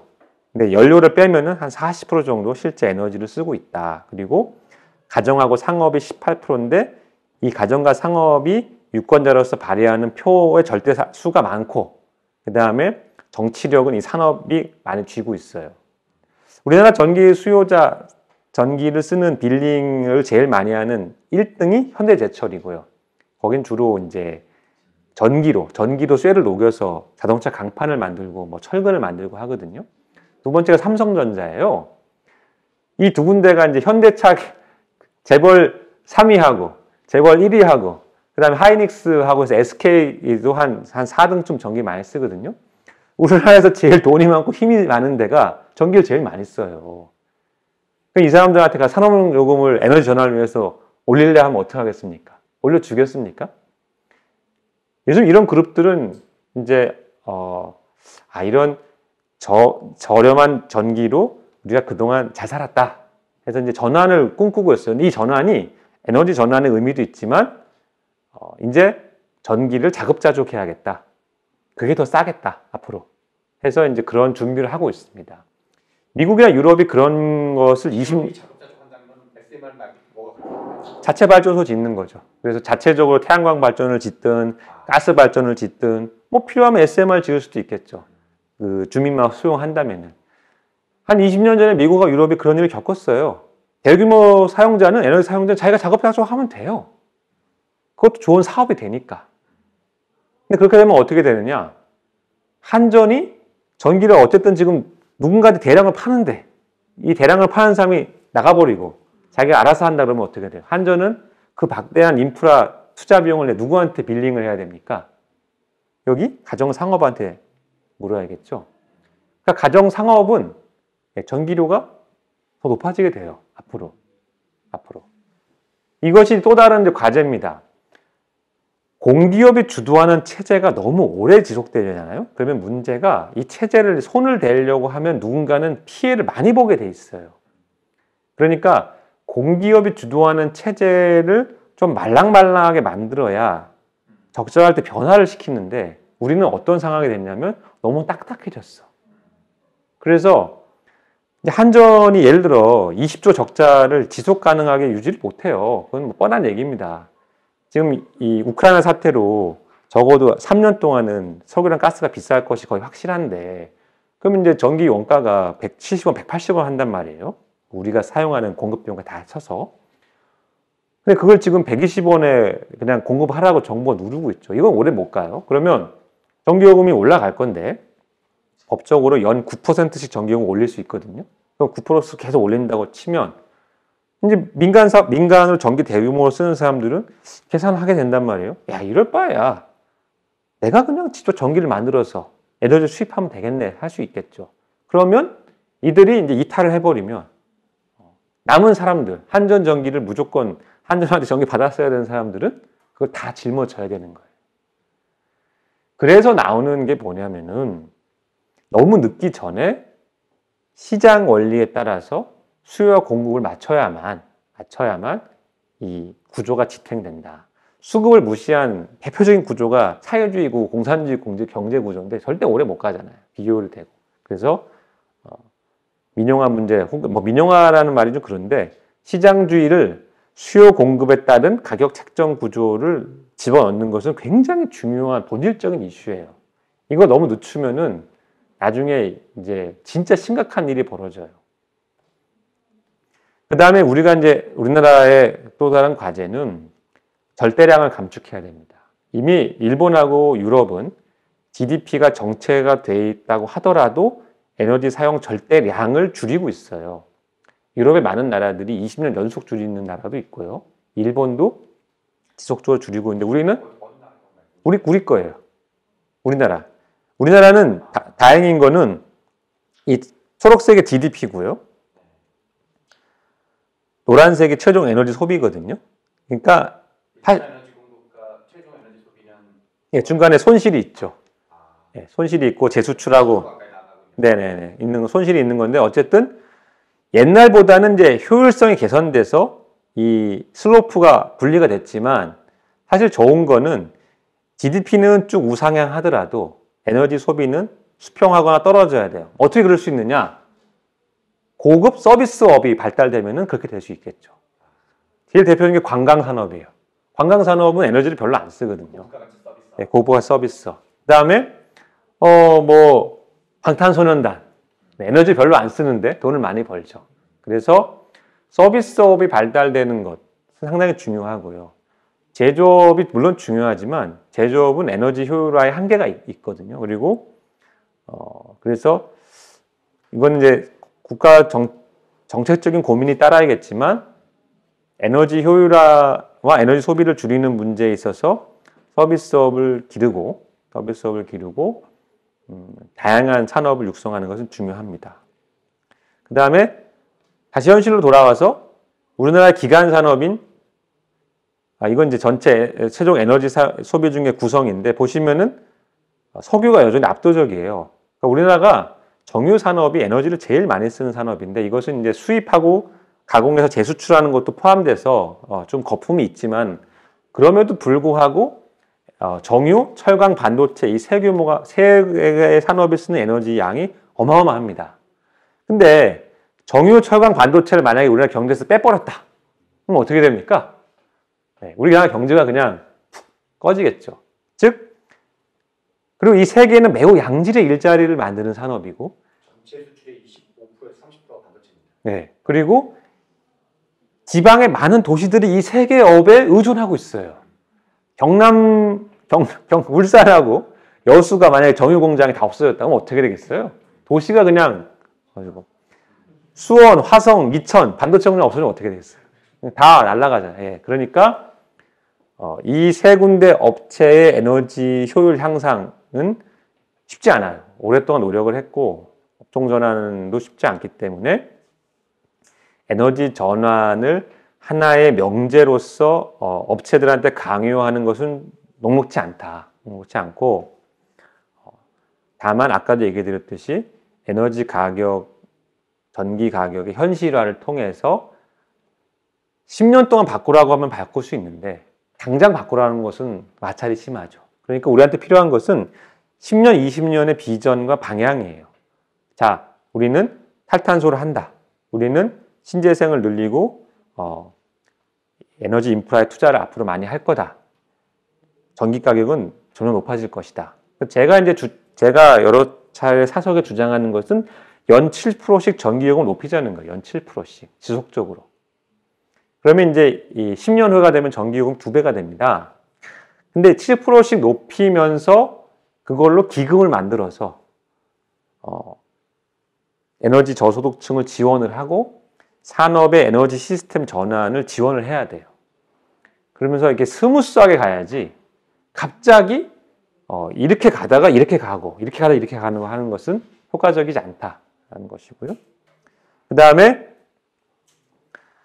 지난 3차 에너지 기본 계획에서도 나온 얘기인데 보면은 수요 감축 절대적으로 에너지 적게 써야 됩니다. 우리는 다 수입하니까 이게 중요하니까 진부한 얘기 같지만은 에너지 적게 쓰자 이거 중요하고 절약해야 되고요.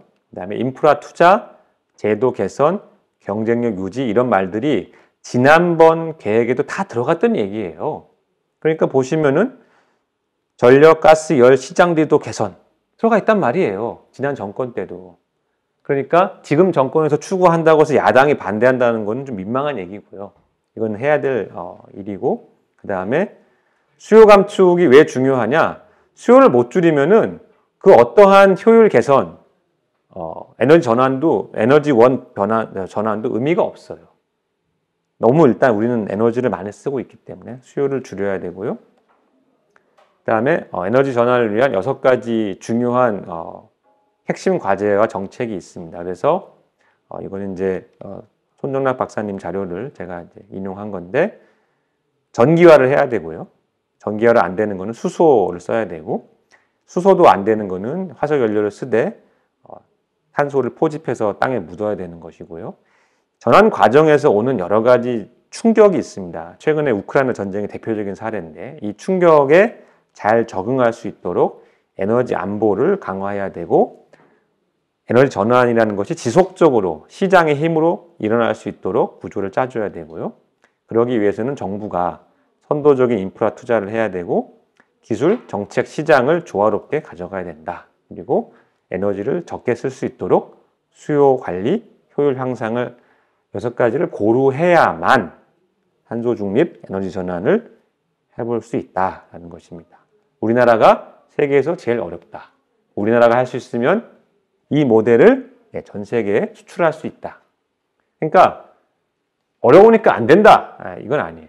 다시 제가 이제 이런 얘기하면은 그럼 당신은 에너지 전환 하지 말자는 거냐, 탄소 중립 하지 말자는 거냐, 그건 아니에요. 다만 내가 에베레스트를 오르려고 하면은 에베레스트 등정에 필요한 장비는 최소한 준비를 해야지. 동네 뒷산도 못 올라가는 주제에 에베레스트 오르겠다고 내가 가는 건 말이 안 된다는 거예요. 동네 뒷산부터 올라가자요, 일단. 그리고 우리가 할 수 있으면 이 과제가 어렵지만 우리가 할 수 있으면 이 노하우와 이 과정에서 엄청나게 많은 자산과 기술과 노하우를 가지고 새로운 산업을 만들 수가 있는 거예요. 그래서 그런 측면으로 봐야지 자꾸 야 그거 되지도 않는 얘기 하지 마. 그거 왜 해? 왜 하긴 안 하면은 나중에 당장 무역 장벽이 생기는 거는 그거는 당장의 얘기고 더 길게 가서는 우리가 살 수가 없어요. 기후위기는 현실이란 말이에요. 기후위기가 현실인데 안 한다. 이건 이제 무슨 나중에 이게 진짜 겁나는 얘기는 저는 이런 미래가 안 오면 좋겠지만 과거의 문명사, 이제 문명사라는 거는 100년, 200년이 아니고 1000년, 2000년의 역사, 거대 역사인데 문명사를 보면 기후 위기 같은 식량 위기 같은 위기가 오잖아요. 그러면 평화가 깨져요. 우리는 평화가 깨지면은 생존이 어려운 나라예요. 그러니까 국제적으로 평화를 지키자, 질서를 유지하자, 전 세계적인 어떤 테마에 적극적으로 가자라는 것을 앞장서서 얘기해도 시원찮을 나라예요, 우리는. 근데 우리는 지금 너무 사실 프리라이딩을 한단 말이에요. 이건 아니에요. 우리가 글로벌의 에너지 전환의 테마를 리드하고 브랜드 가치를 만들어야 되는 나라인 거지. 전기요금 뭐 얼마 가지고 얼굴 붉히고 싸우면 안 된다 이거예요. 특히 돈 많은 데가 더 심하다 이거 나는. 가난하고 못 사는 사람들이 전기요금 올리면 안 된다고 반대하는 게 아니에요. 전기를 막 연에 몇 초씩 쓰는 사람들이 더 그런단 말이에요. 그러지 말자 이거예요. 그 다음에 원자력을 포기하기 어려운 이유는 에너지 안보가 더 중요하기 때문입니다. 아까 얘기했듯이 우리가 일본보다 원전 때문에 에너지 자급률이 더 높은 편인데 안정적으로 국가 에너지 안보를 지키려면은 30%는 만들어야 돼요. 30%. 그래서 아직 갈 길이 멀다. 그 다음에 이렇게 노르웨이 이런 나라 에너지 전환하기 되게 쉬워요. 왜냐? 에너지 자급률 700%야. 자기 필요한 에너지의 6배를 수출할 수 있고요. 이 나라는 수력 전기만 갖고도 자기 필요한 나라 에너지 다 충당할 수 있어요. 노르웨이가 하는데 우리가 왜 못해? 아, 노르웨이는 하지. 그러니까 그런 얘기 이제 그만하자 이거. 그런 얘기는 다 공부를 이제 할 만큼 한 사람들끼리 그런 민망한 얘기 하지 말자 이거예요. 우리하고 일본 같은 나라가 할 수 있으면 앞에 나라는 다 할 수 있고 좋은 사례를 만들 수 있다. 해보자 이런 것이고요. 노르웨이는 왜 수력이 이렇게 높은 거예요? 그 피오르드 지형이라고 해서 이제 이 전체적으로 땅이 높은 데서 과거에 이제 비가가 급격하게 떨어지면서 해안선이 이렇게 푹 떨어져요. 그러니까 전 국토에 폭포가 많아요. 폭포가 많으니까 그냥 발전기만 딱 설치하면 쌩쌩 돌아가는 거죠. 바람이 많은 나라인 것처럼 낙폭이 큰 물이 많아요. 물이 많다는 거죠. 우리나라는 수력 전기가 전체 전기의 1%도 안 되고요. 수력 발전 댐은 연간 가동률 10%도 안 돼요. 옛날에 뭐 동강댐 반대하고 이런 거는 약간 좀 과잉 반대 성격이. 이제 지금은 댐이 지금 필요한 이유는 댐이 없으면은 상수도 공급이 안 돼요. 이제 물을 모아놔야 돼요. 가뭄 때. 발전 측면보다. 이제 수력 발전기는 우리나라는 전혀 의미가 없고요. 물의 안정적 공급을 위해서. 예. 우리 지금 물 되게 부족해요. 예, 물 심각한 문제고 물이 많은 나라가 이제 복받은 나라인데 노르웨이 복받은 나라입니다. 그래서 여담인데 할 수 있으시면 노르웨이로 이민 가시면은 3대가 먹고 사시는데 아무 지장이 없다. 복받은 나라다.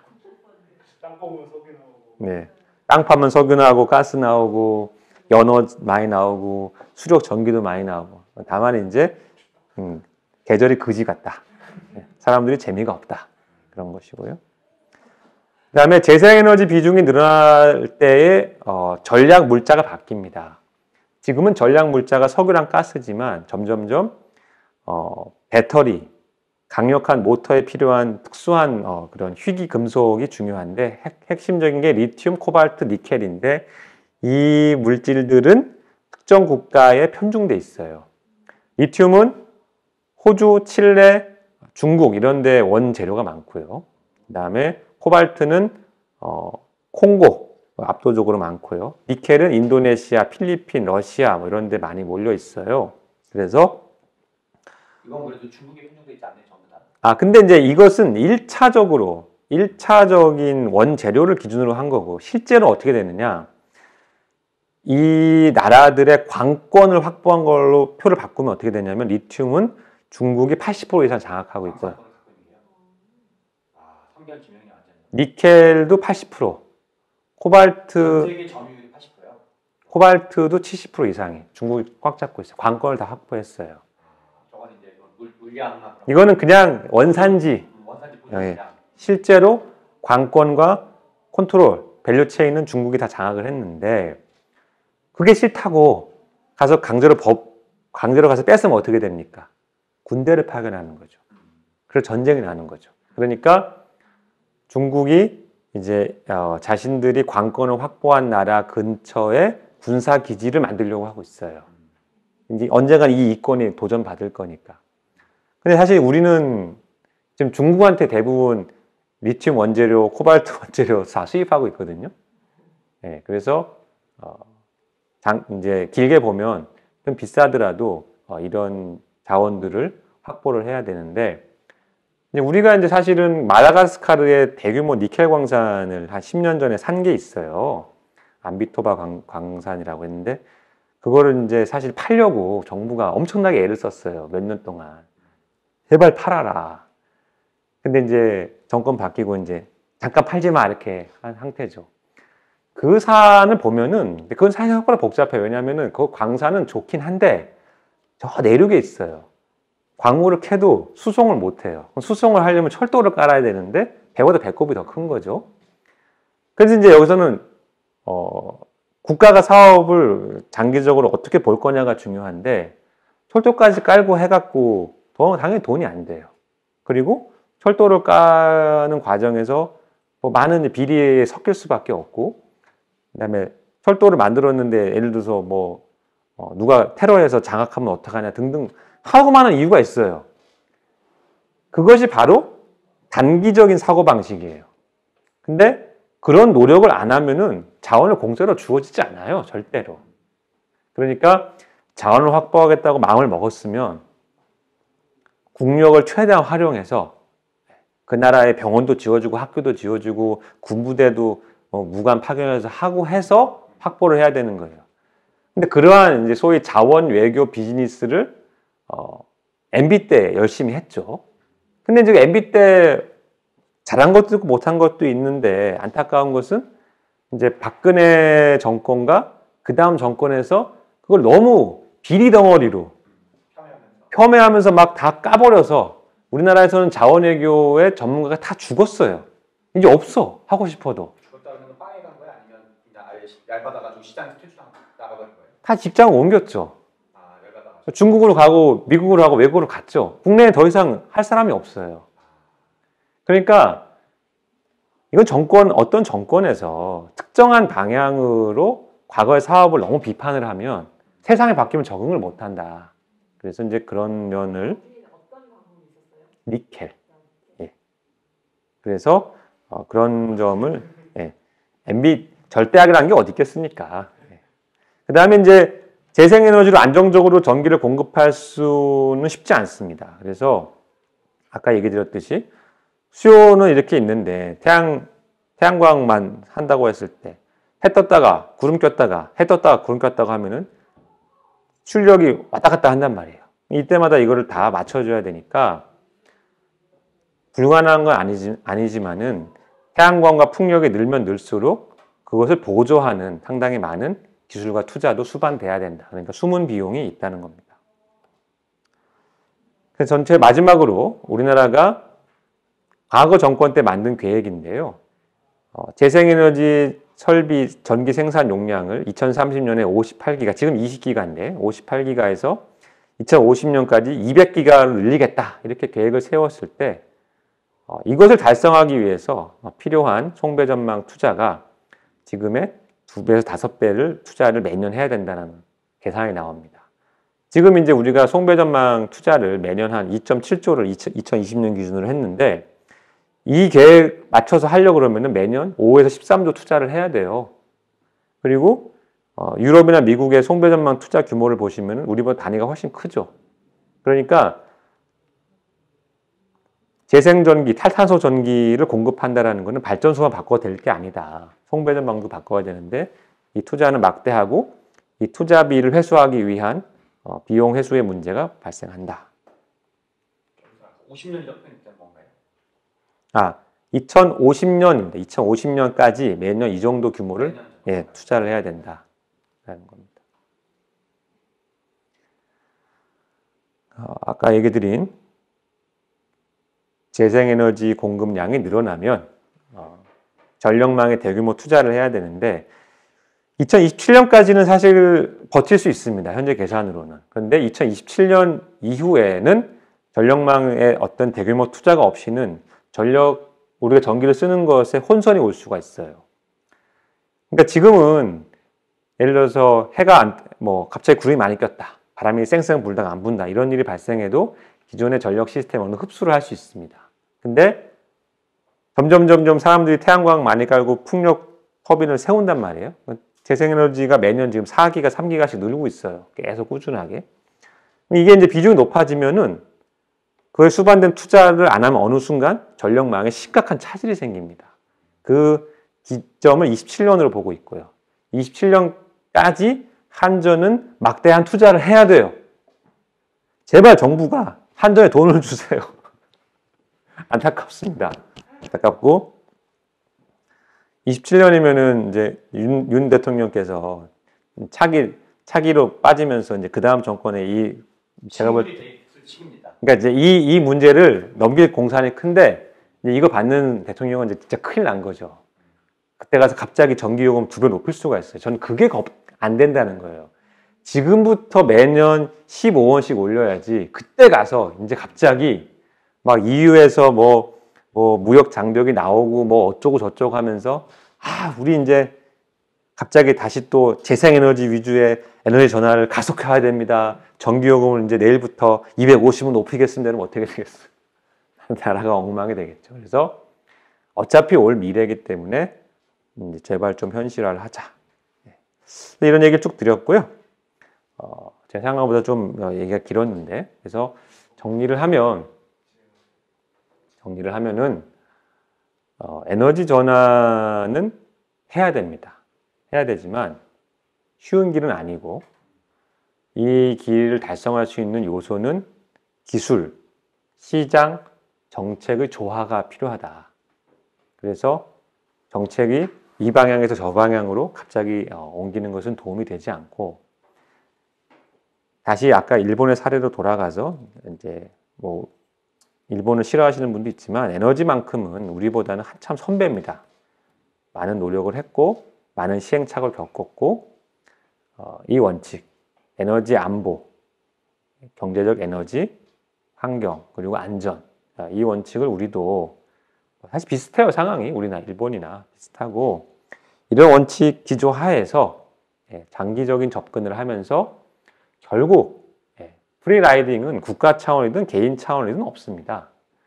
우리가 에너지 전환을 하고 싶으면 나부터 전기요금을 더 내고 기름 쓰던 것을 줄일 수 있는 각오를 해야 되는 것이고요.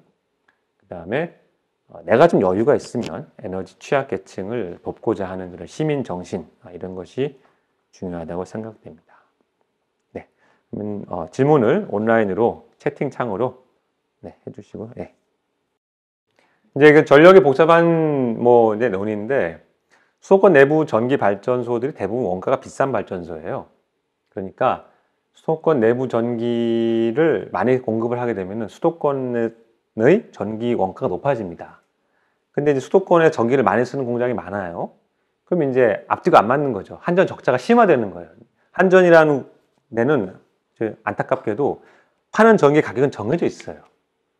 근데 원가는 자기가 볼 때 수도권 발전소를 자꾸 돌리면 어떻게 됩니까? 자기 적자가 심화되는 거죠. 그러니까 수도권 발전소는 일종의 비상대기조고요.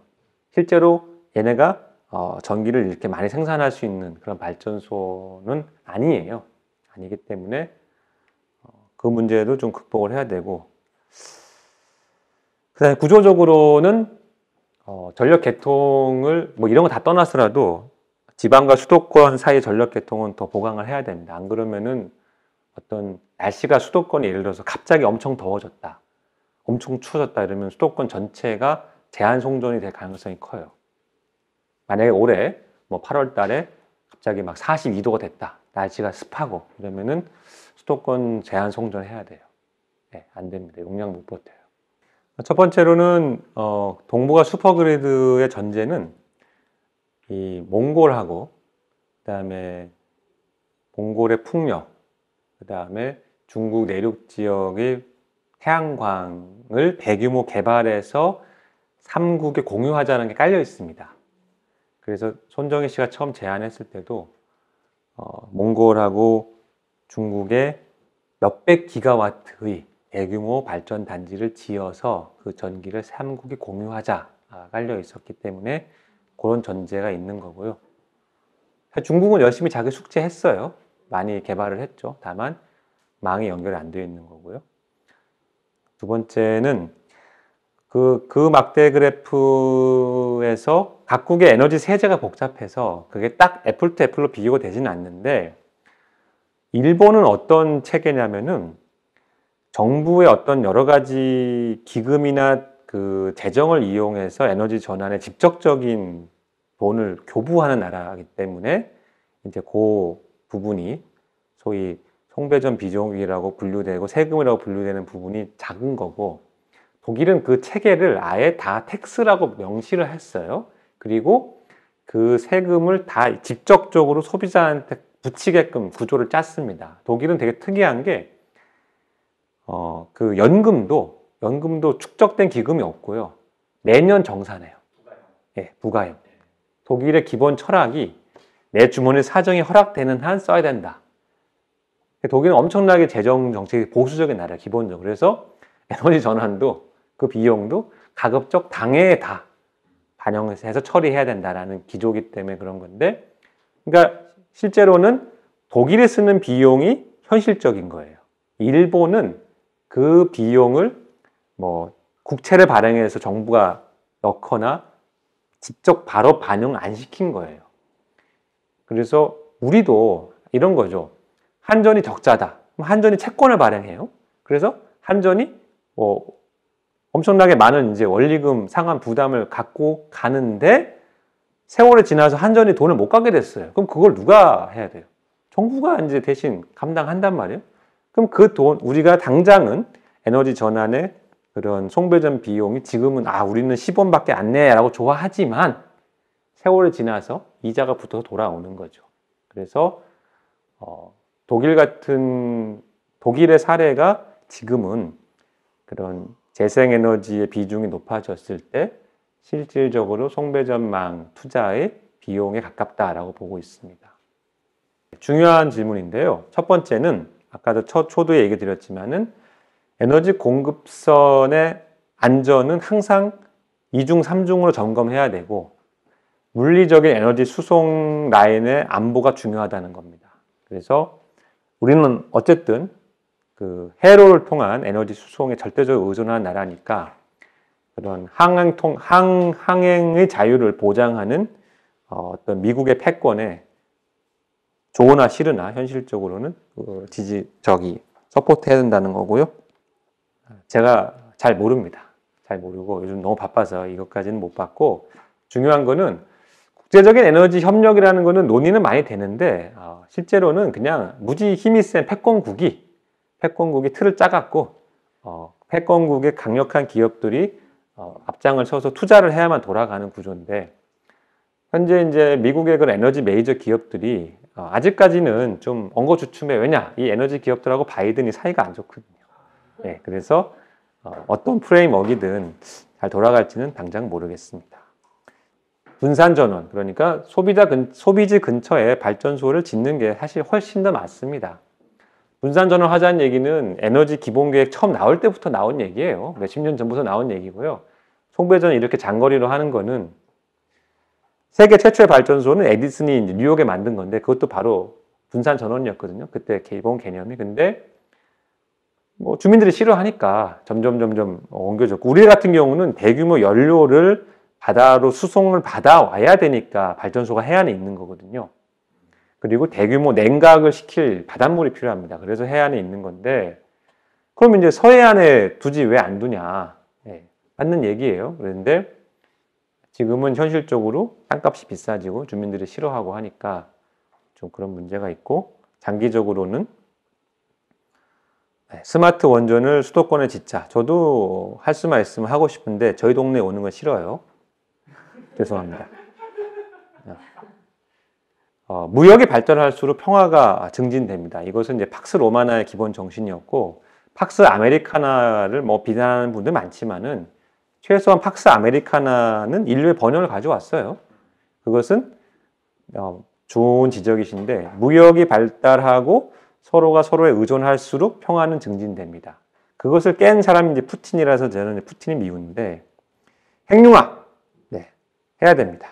핵융합을 해야 되는데 전 세계를 교화하자. 죄송합니다. 제가 그런 위대한 종교 지도자를 모르기 때문에 아시면은 좀 소개를 시켜주시기 바라고요. 예수님, 부처님이 다시 오셔가지고 전 세계한테 에너지를 같이 쓰고 공존 공용하자라고 얘기를 했을 때 한 분은 다시 십자가에 매달리시고 한 분은 다시 열반에 이르지 않으실까. 에너지 문제는 너무 첨예한 문제예요. 이게 왜냐하면 식량은 쌓아둘 수가 있는데 많은 경우 에너지를 쌓아둘 수도 없거든요. 사실 저도 뭐 그런 나이는 아니지만 오일 쇼크 1차, 2차 겪으신 분들은 치를 떨거든요. 저도 그 상상이 돼요. 돈이 있어도 차에 기름을 못 넣어. 당장 우리가 내일 그런 시대가 생각해 보세요. 내가 출근을 해야 되는데 차에 기름이 없는데 못 넣는다. 심각한 문제죠. 그래서 인류가 존재하는 한 그런 좋은 세상이 올지는 모르겠습니다. 아까 얘기 드렸듯이 거대 기업들이 서로 잘 해봐야 되는데 아직까지는 모르겠고 그래서 지켜봐야겠죠. 시간이 늦어서 오늘 이 정도로 마치겠습니다. 네, 그러면 이것으로 오늘 강의 마치겠습니다. 감사합니다.